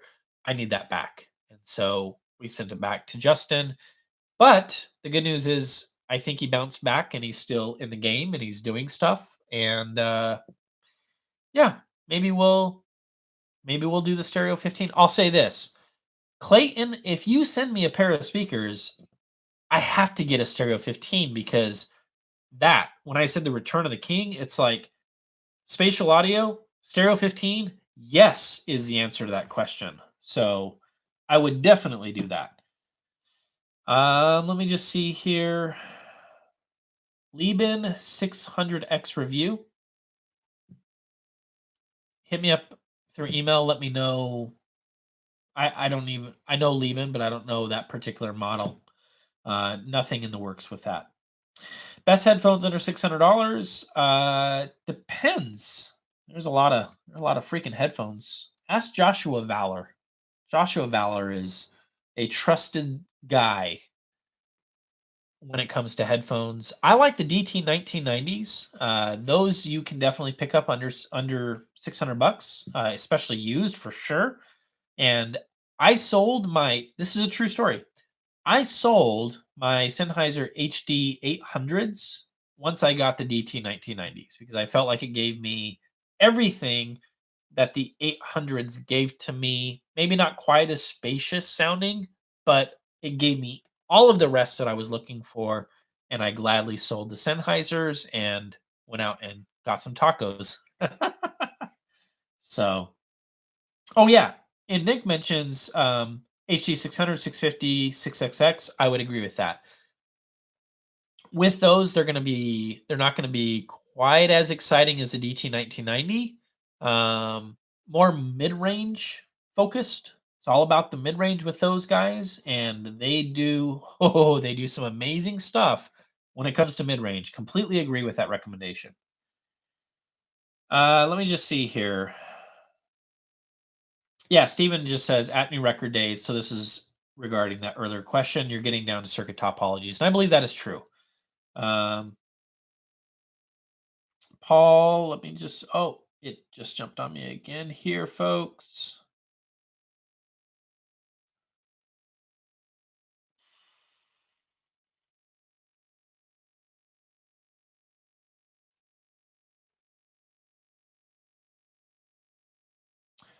What about Chi-Fi? Tube Amos, like Chi-Fi? Not a big fan of that term, to be frank with you. I mean, I'm not trying to be PC or anything, but you're talking about hi-fi that is from China. There's some good stuff out there, and I think that Line Magnetic is one of those like brands that I know a lot of audiophiles swear by. So I would imagine that a lot of that stuff is actually really good. And so, yeah, I have no problem with anything that is hi-fi coming from China. Um, any plans to do more interview style videos with industry insiders? Maybe. I was doing those case studies, but the numbers just really didn't pop off. It's been a while since I've done a case study, so maybe I can consider that again. But I feel like the Tuesday Tech Talks kind of took precedent over that. It's almost like you just get on there and do what you do on Tuesday Tech Talks and don't screw up. don't don't try to sell my homies a whole bunch of stuff because they'll light you on fire, and keep it entertaining and do well, and you'll be fine.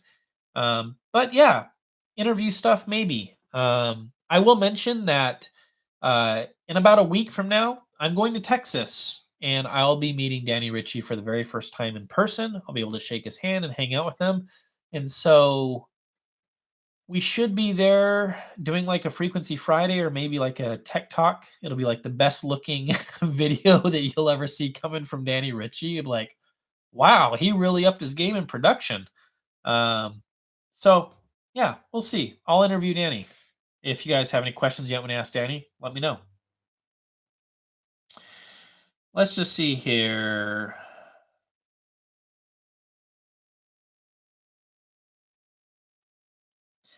Hi, Ron. Just curious, did you hear the before and after of the GRRP 8000 fix? I have a pair. I like them, but they are also the first brand new speaker I ever had paired with Marantz SR 7013. No, no, I haven't heard.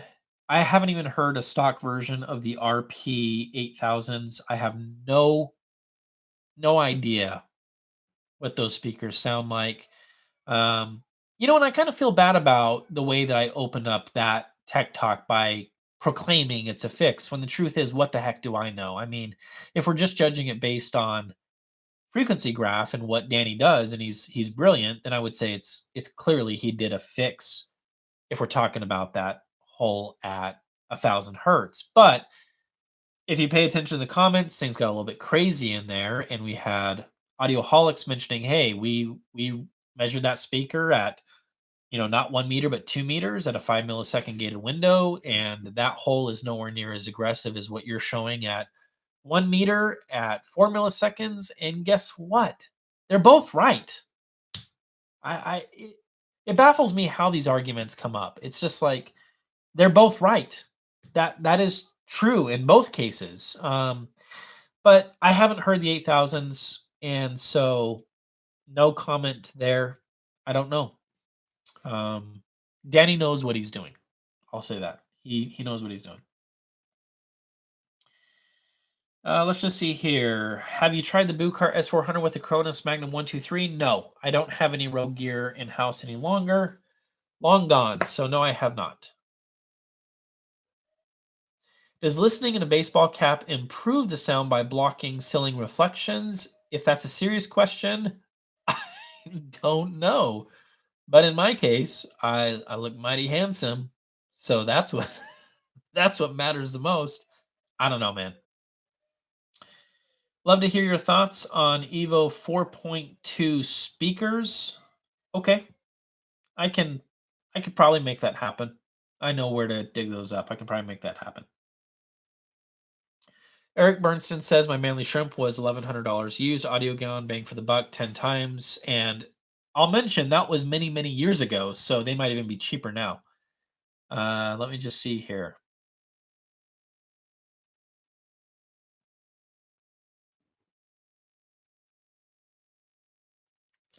Been meaning to ask this. Danny has those Carnegie speakers on his site. I almost bought the pedestals because they look so cool. The markdown is great, but there are cheap speakers aplenty. That is true. I don't know what happened with those. I never asked any about the Carnegie stuff. I don't know what the deal was with it. I don't know if it was, a partnership that Danny was, commissioned to do. I don't know. I do know that he did all the work for those speakers, so I feel very comfortable in saying you will get a very good sounding speaker if you decide to go that route.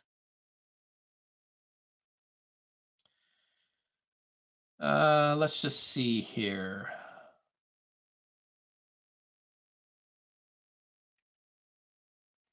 If I use a preamp ahead of an integrated amp, what should I set the integrated amp volume gain at? Low, middle, all the way up? Thanks. I don't know why you would do that.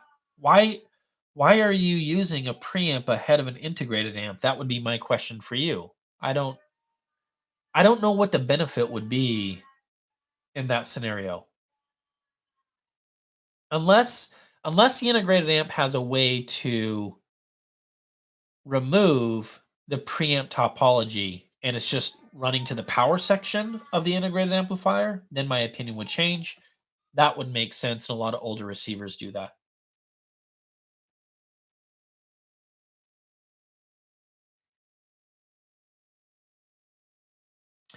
Very interested in the DIY. Are you still rocking the NX Auticas? Yes, I am. Have you any experience with Troll Gravins? No. Matthew Warts, email me, ron at newrecordday.com. Send me a link to whoever you're mentioning, and I will take a look.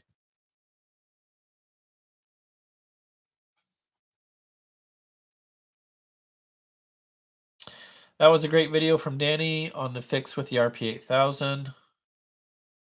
People love to argue over nothing. That is so true.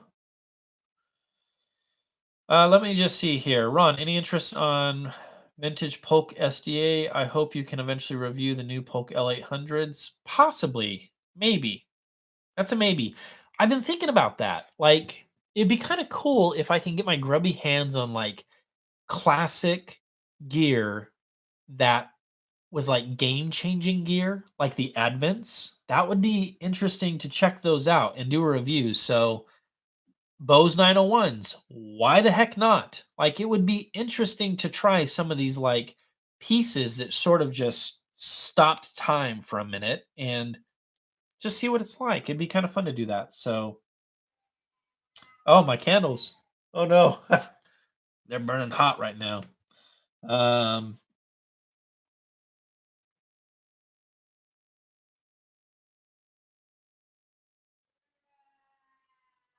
okay, I think we're down to the bottom. Cool. All right, we've done this for an hour and a half. Let me check and see. Nothing from my wife. All right, I'm gonna keep going. I'm gonna keep going. I can do it. I can do it. What else do you guys got? What other questions do we have? What do you want to know from me? The shit audio stuff is good. It's good. I didn't know what to expect with that. It's such a polarizing brand, right? You have some like audiophiles would say, "Oh, it literally is like shit. It's garbage and it's cheap stuff." And then you have some that will say, "No, no, it's not. It's good." And I think I'm leaning more with that camp. I respect both sides, whatever, but I think for the money, that stuff is good sounding gear. There's nothing about it that's, you know, yeah. Favorite imaging speakers from Shady Optics. That's going to be okay. Um,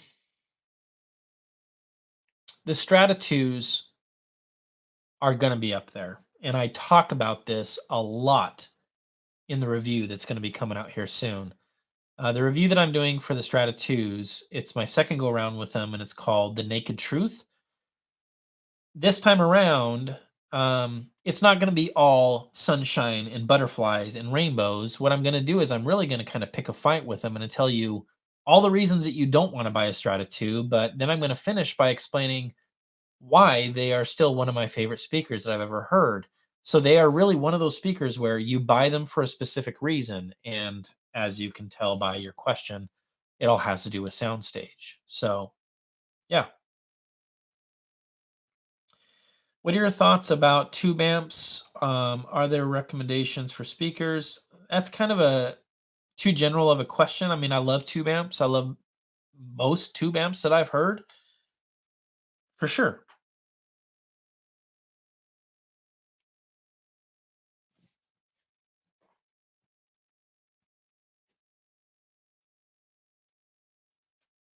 Hey, cutie pie, you want to say hi to everybody? We're doing. You want to say hi to everyone? Oh, you need. Hang on, guys. You need some lotion. Let me see. Is it rough? Oh yeah, it's getting dry. You okay? What have you been doing? You haven't lit anything on fire, have you? How do I open this thing? Oh, is this? This hasn't been opened at all.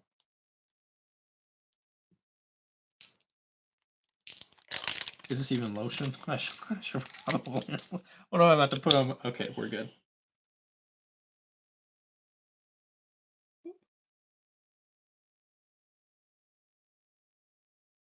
What are you doing, buddy? You just having fun? All right, run along. Carry on. 5 knuckles. All right, I love you. All right, go play. I'm almost done. You can hang out here if you want. I don't care. Let me just see here.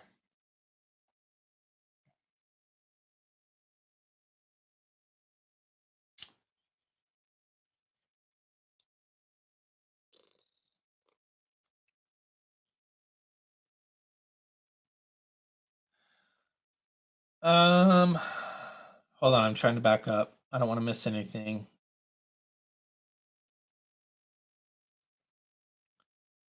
Ooh, Ellen, please email me, bro. Like, no joke, email me. I would love to review some of those legacy products. That'd be a lot of fun. So please reach out to me. I would appreciate that.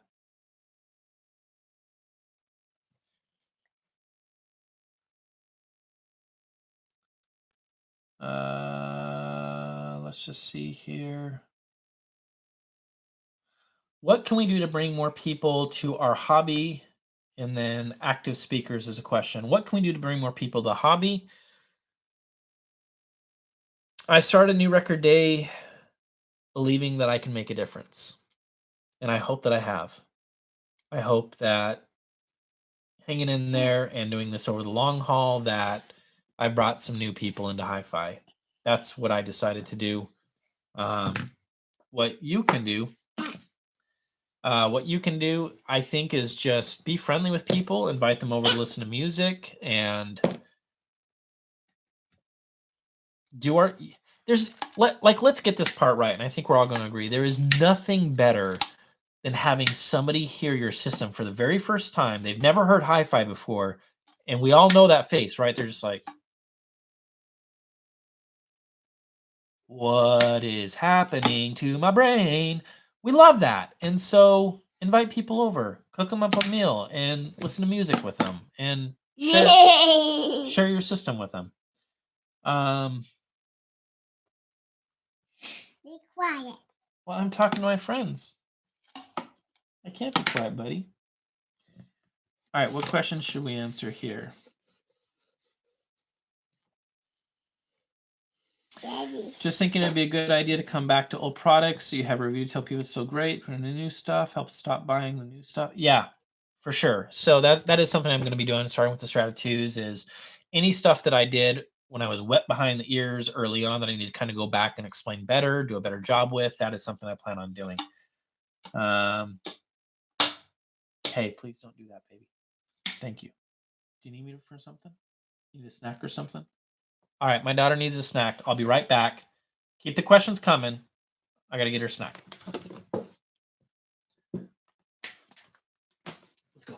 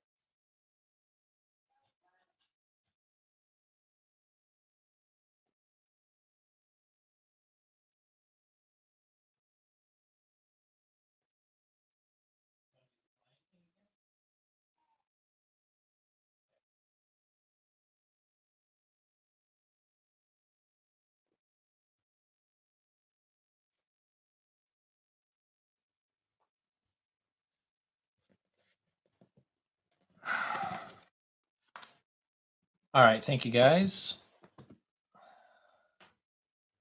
God bless your family. Thank you. I appreciate that. It's very kind. Let's see here.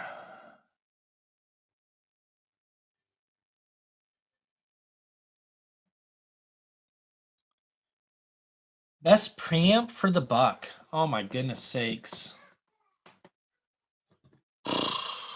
Modrite SWL 9.0. That's my answer. For the money, without getting into the crazy stuff, that is such a great sounding tube preamp. That is my favorite. For the money, concrete answer, solidified in stone.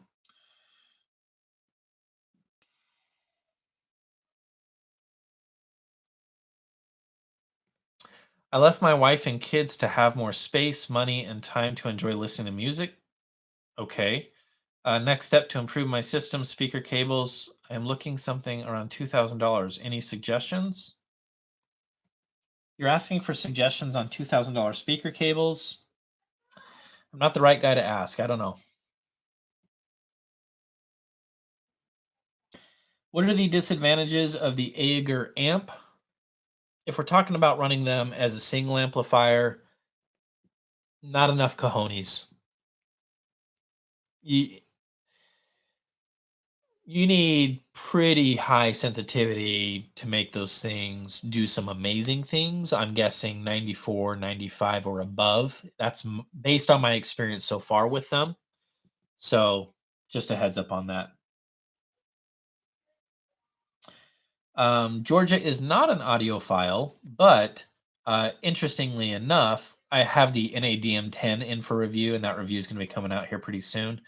And it does Bluetooth, and we have an Apple TV. So anytime that like she's watching Lion King, it's just really cute. Anytime that she's in there, she's like, "Daddy, Daddy, big speakers, big speakers." And what she means is turn on the NADM10 and whatever speakers I have in there, let those fire those babies up, and it's cool. I'm glad that she's already like appreciating that sound makes a big difference, which is really cool.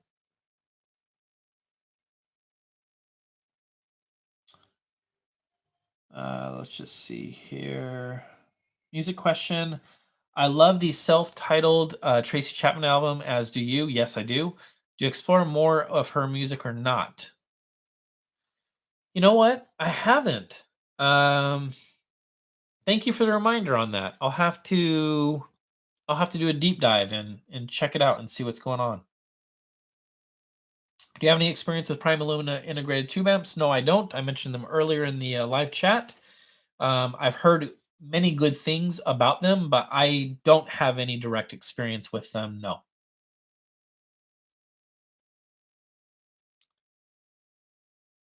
Paul, this cost me nothing. Ignore this. Okay. But thank you, Paul. I appreciate you either way. Let me just see here. At Ron choosing a sealed sub SVS versus JL Audio.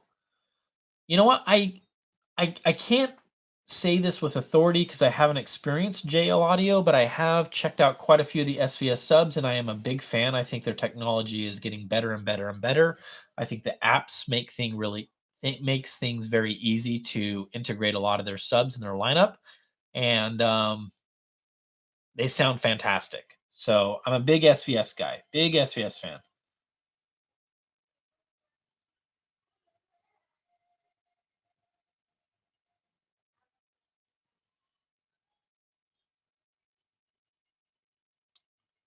I'm kind of stuck with speaker placement due to my room. Do you recommend any electronic room correction device?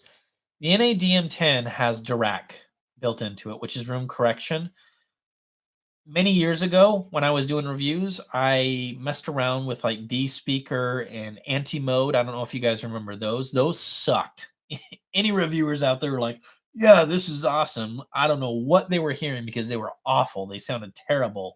The DIRAC, it's I think like in a situation like this where you don't have any other options and you're looking for something that's going to do a good job, um, in my opinion, that might be a good way to go. And when I do the review of the NADM10, the way that you do it is very intuitive. It's very easy to do, and you can set up curtains. So if you find in your room that you only have problems at a certain frequency, you can set a curtain to only affect just those frequencies and leave the rest alone. It does it seems to do a good job, and it doesn't sound bad, that's for sure.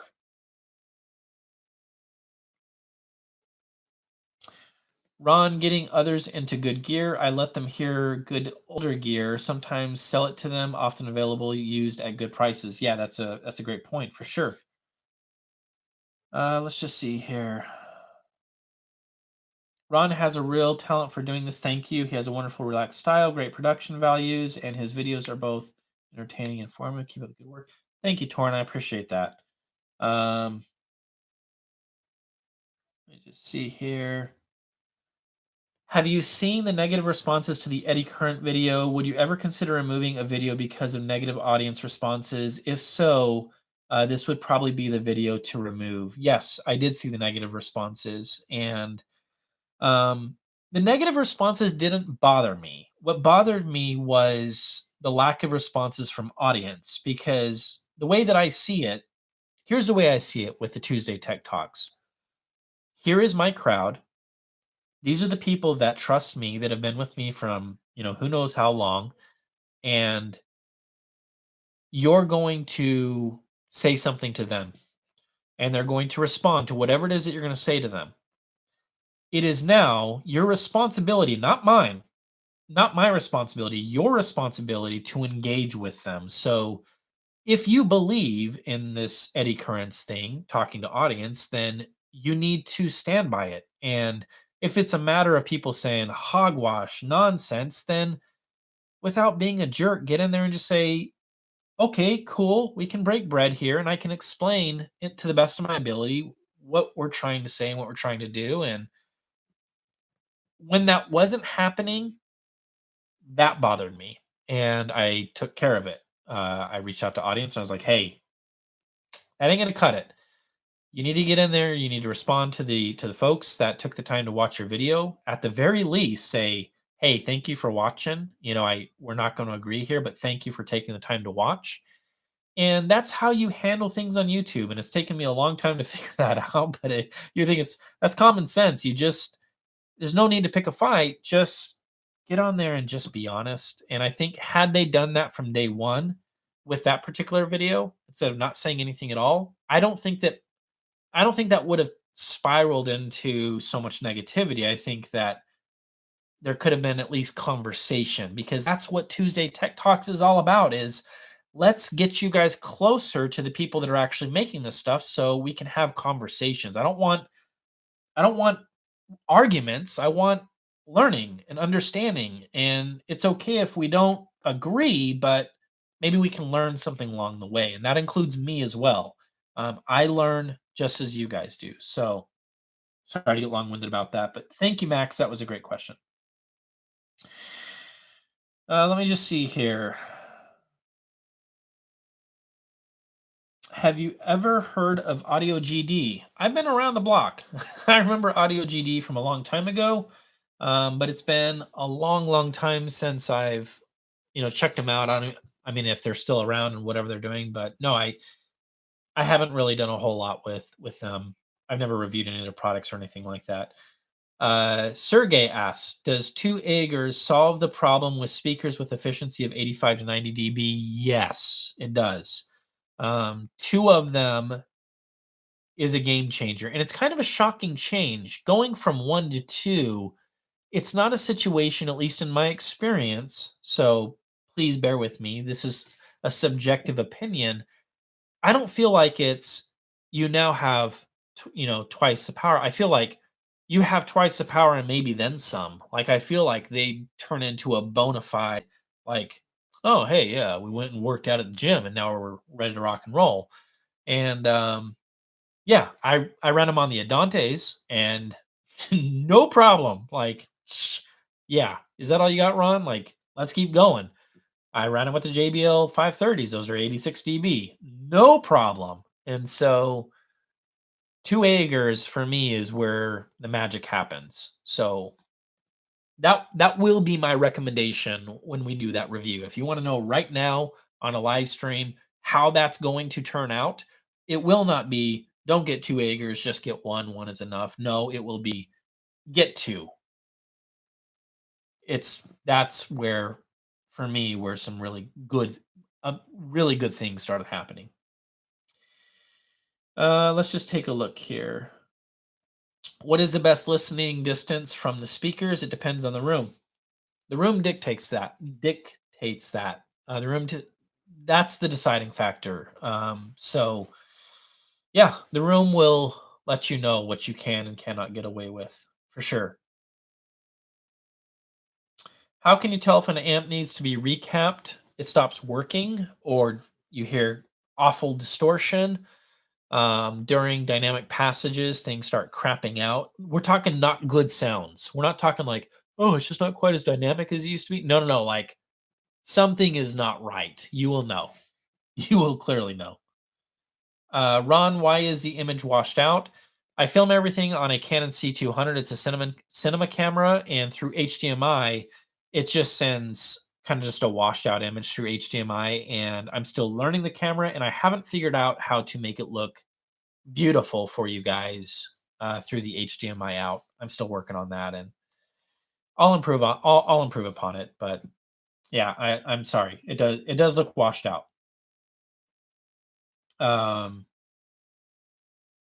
Let me just see here.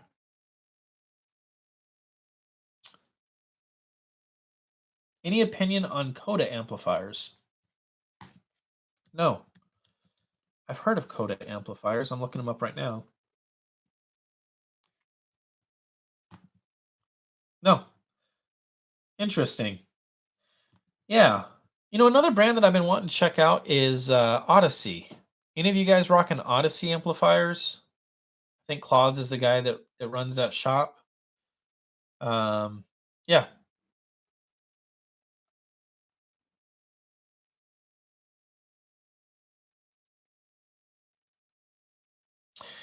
Ron, I started my channel 6 months ago. What are the three biggest pitfalls to avoid?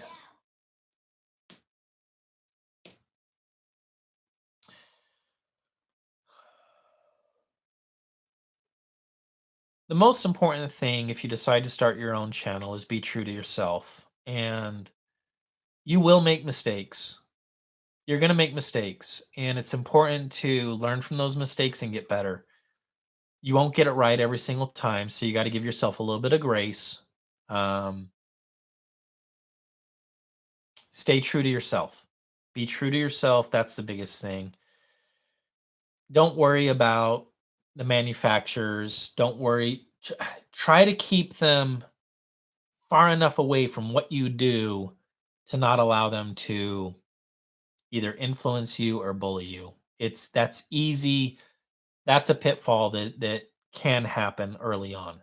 And it's easy to allow that to happen because you don't really know how to handle those situations yet, and you learn as you grow. But I'm at a point right now where I pretty much shut the doors closed, and then I start working on it, and when I have questions, then the doors open and ask those questions. And maybe I should learn to open it up a little bit more at times. Again, that's maybe a mistake that I've made. But the biggest pitfall is not being true to yourself, and you know chasing what you think is going to be the right thing to say so the video pops off. Don't do that. Don't do that. um, Call it what it is. Say what you need to say. Be honest. Be as honest as you can. And if you mess up, correct it, talk about it, learn from it, grow from it, and keep going. All right, let's see here. Any thoughts on DSP processors, crossovers, etc., etc.? We just talked about that a little bit. I'm not the authority when it comes to that kind of stuff. But I have no problem with it. I mean, look, a lot of times I think that hi-fi gets pretty tribal, and pretty soon you have like, oh, this is the only way to do things. No, this is the only way to do things. And I think that that's where I don't see it that way. I think that there's always many different things that you can try out and mess around with. And I have no problems with DSP. I have no problems with processors or anything like that. I would encourage everybody to try to fix things as naturally as possible. That's why I am a big proponent of fix your room, start there. That's the place to start. And if you have to rely on DSP after that because you have some kind of a weird bass issue that can't be wrestled with acoustic treatment, then do it. And if it sounds better, then do it. And then don't worry about what other people say.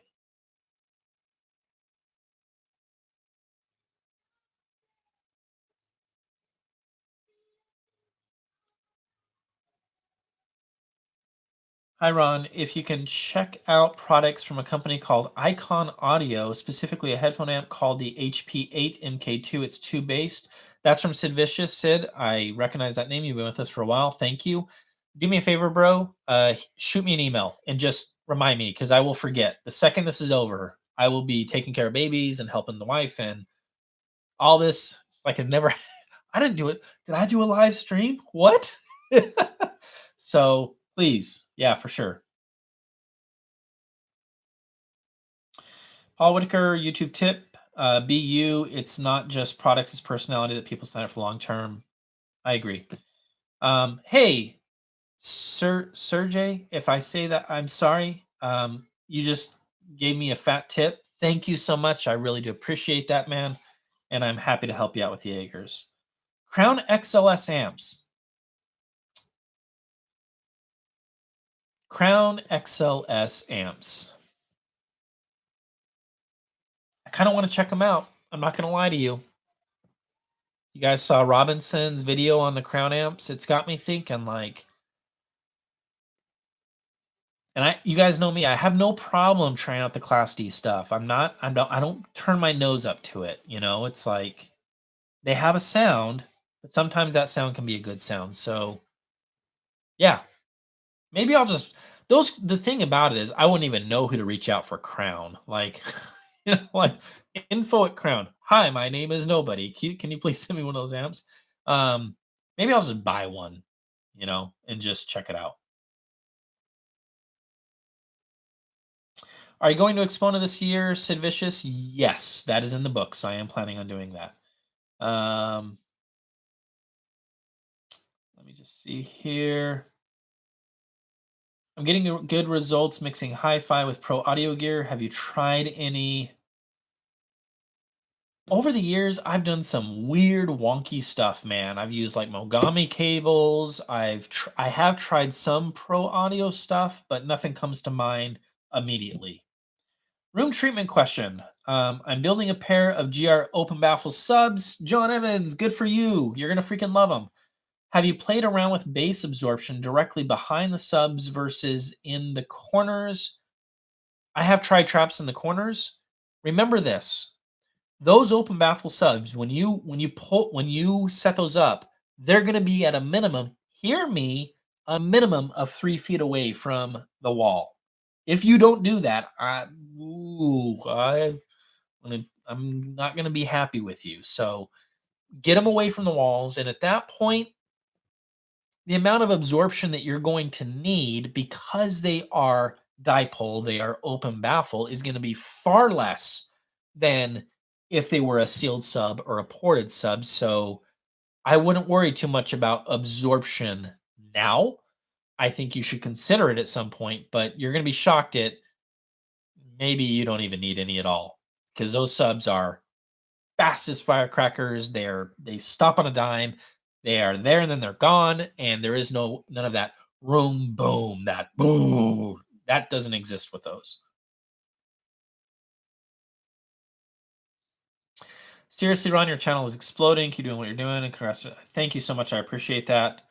No tip, but I did increase my Patreon subscription today. Martin, thank you. Thank you so much. Crown XLS issue with RCA inputs. David, thank you for letting me know that. They need a hot signal or won't perform. Good to know that. I didn't know that.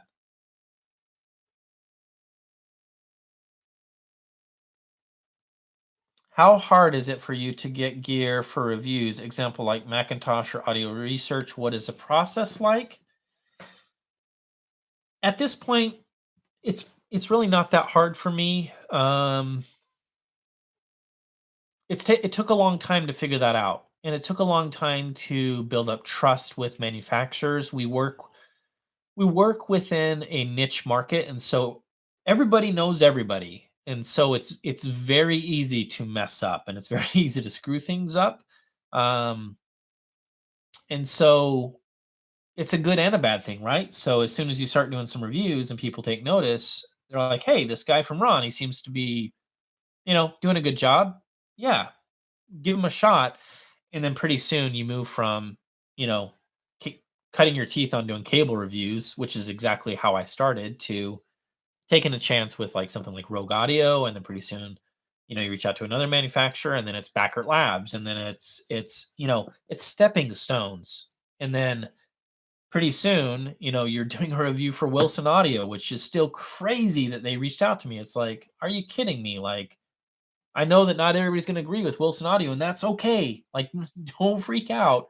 But that was a cool moment for me. Like, wow, that's pretty spectacular. So the process gets pretty simple at this point. It's just a matter of emailing who I know to email and just saying, "Hey, let's boogie, let's dance. What do we got?" So, John, you can just do 3 foot, just not anymore. Perfect. 3 feet will get you to the goods. So no worries. Let me just see here. Jeff Rollins' latest amps are Class D, widely regarded as some of the best available. I haven't checked out anything from Jeff Rollins, but I believe that's probably could be true. Um, Exponent, what are the dates? I don't know. I'm not too sure. I haven't looked. I just know that I'm definitely going to be going. Do you have any plans for reviewing any PS audio components? I mentioned this earlier on the channel. I have their direct stream DAC. It's a $6,000 DAC, like their flagship DAC. And I haven't spent a lot of time with it. I need to find out. Hi, cutie. What's up? Water? Okay, I'll get you some in 2 minutes. Cool. I love you. I need to find out from PS Audio if it's voiced with a sound, because to me, it seems like it might be. We're gonna try to make this thing sound as analog as we can. That's my first early impressions. I gotta find out, is that what you're going for? Because if it is, then I can move in that direction. If it's not, then we need to have a conversation and figure out what is it that I'm actually hearing. So I have that. Let me go get her some water and I'll be right back.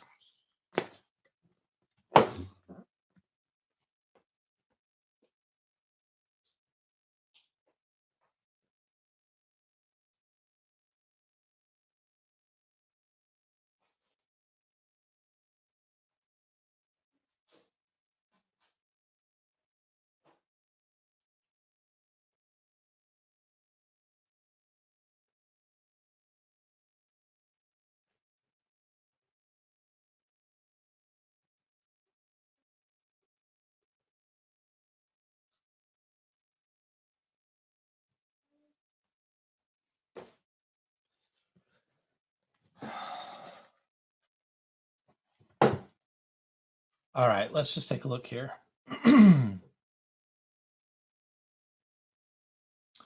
Concerning Open Baffle, I'm thinking about rolling my own version of the PAP trios. What did you think of the pair you had in for review? I don't remember seeing that video drop. Yeah, so I have the Quintet 10s. I still have them, and that video might still come out. I don't know yet. I'm not for sure. I like them. I do like them. They do some good things, but at their asking price, there's a lot of stiff competition, which makes it a little bit harder. So we'll see on that one. We'll see. They have some good traits. They have some good qualities, no doubt about that. And so, yeah.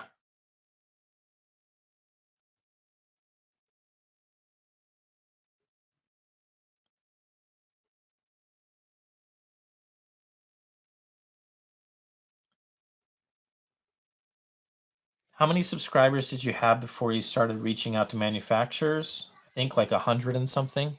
I was like, hey, I got a pretty big crowd with me. um, no, the truth was, I think it was around 100, and I was grateful for every single one of them. And I had no problem reaching out at that point, and I think I was just crazy enough to believe that I was going to do something with this, and I was just confident that I was going to do something with this. So, yeah, but the game has changed, and things are different now. I think it's probably a little. I don't want to discourage anybody, but I think it's a little bit harder to kind of get the ball rolling now than it did when I got started, because gosh, that was 6 years ago, and there really wasn't much out there. It's like there was like dudes that bought gear that set up like a camera, and they were like talking about it. But there were no like, what if we did like a review channel for hi-fi? So I think I got in at the right time, which was near the beginning. Are you familiar with Quicksilver amps and preamps? I spent years listening to alleged high-end tube-bounce Quicksilver sounds the best to my ears. Congrats to you and your wife and the babies. Thank you, Michael. Yes, I have. An old friend of mine, I lived in Minnesota a long, long time ago for a short time. Previous life, I'm not going to get into it. And there was a buddy of mine that had some Quicksilver stuff, and I actually liked it quite a bit. And I know that he's still doing his thing. So I've heard of them. I've never reached out to them. Maybe I should. Any cartridge reviews in the works? No cartridge reviews in the works right now. Let me just see here.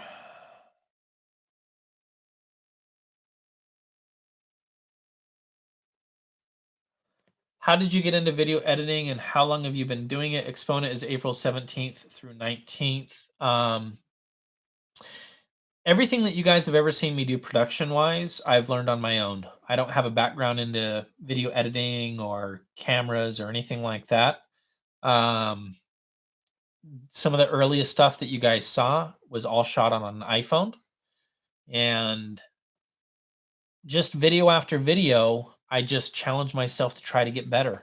And that kind of became part of like my creative outlet. I'm pretty artsy. And so I just had a good time doing that and like thinking, oh, what would this shot look like? And what would that shot look like? And under that kind of lighting. And so, yeah,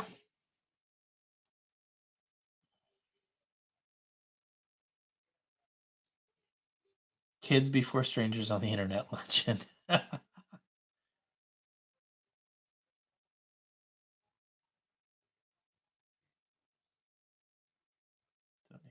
Okay, let's just see here. Let me just see here.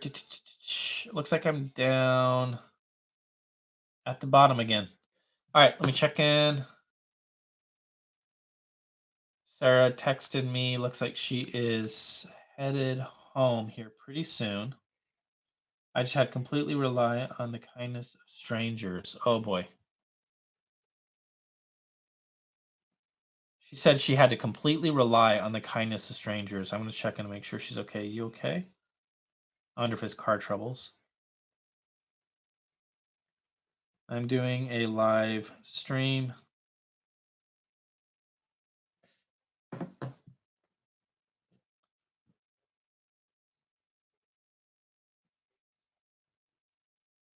Okay. Any other questions, guys? How 2 hours and 12 minutes, is that a good length for a live stream? I don't know how long we do these things for, but I've had a good time hanging out with you guys, that's for darn sure. Any pressing questions? Anything that I missed that you guys want to know before I'm looking for a good DAC for under $1,000. Any thoughts right now? I'm digging the Bifrost. Unpopular opinion. I dislike analog music. There's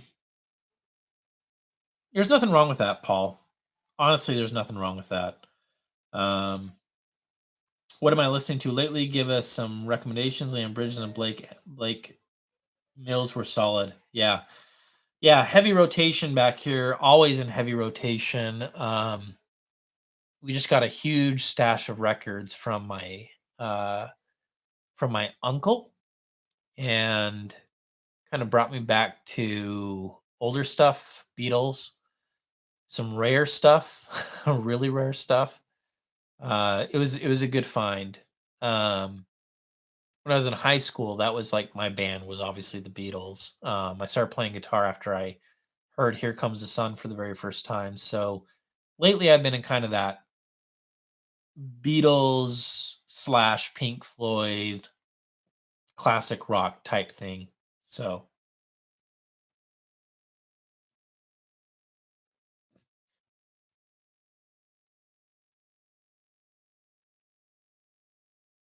are you going to take us through your current system, turntable, and all? I don't know. Maybe. Yeah, we should probably do like a room tour here pretty soon. Sean Zero Fatality has done about 2 hour stretches. All right, well, Sean, we're 2 hours and 14 minutes, sucker. I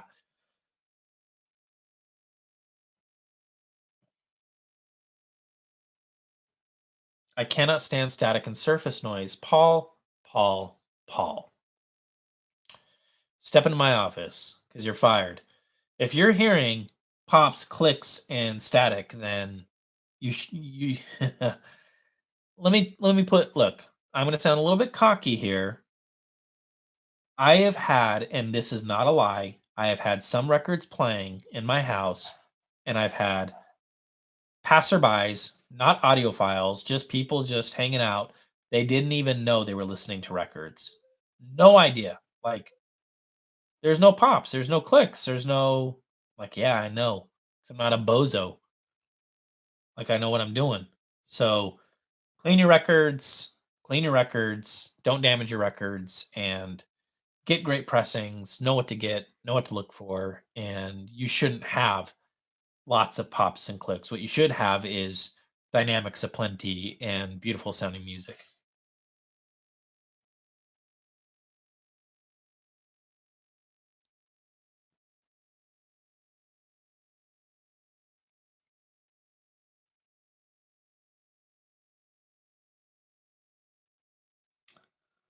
DAC recommendations under 500 bucks. I have no idea. I don't know. I don't know. Any of you guys have any recommendations for DAC under 500 bucks? I'm not. I'm just not. I don't know. Yeah, what Martin just said. I completely agree with all that. What you just said, Martin. What you just dropped is correct. Let me just see here.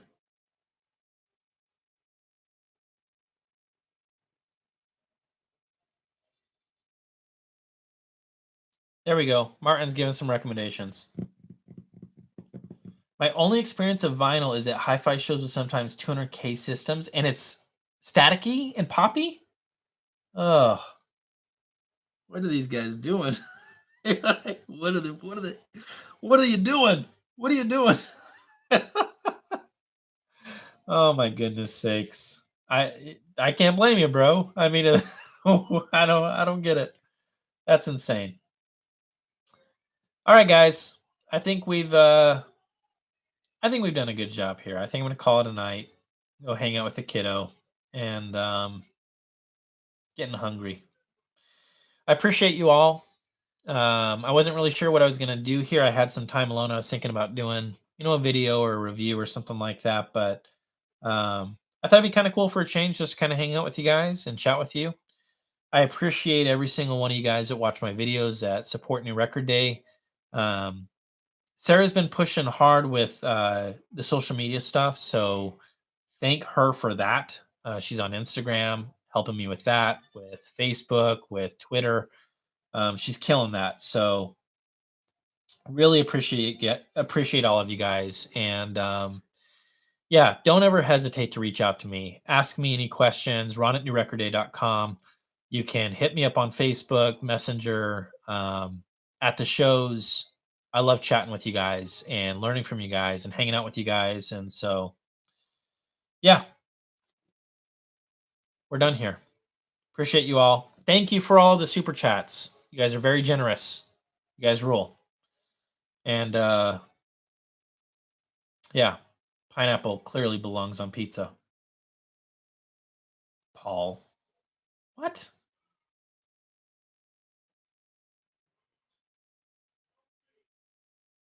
All right, guys. All right, we're done. Good night. We'll talk to you guys soon. Bye bye.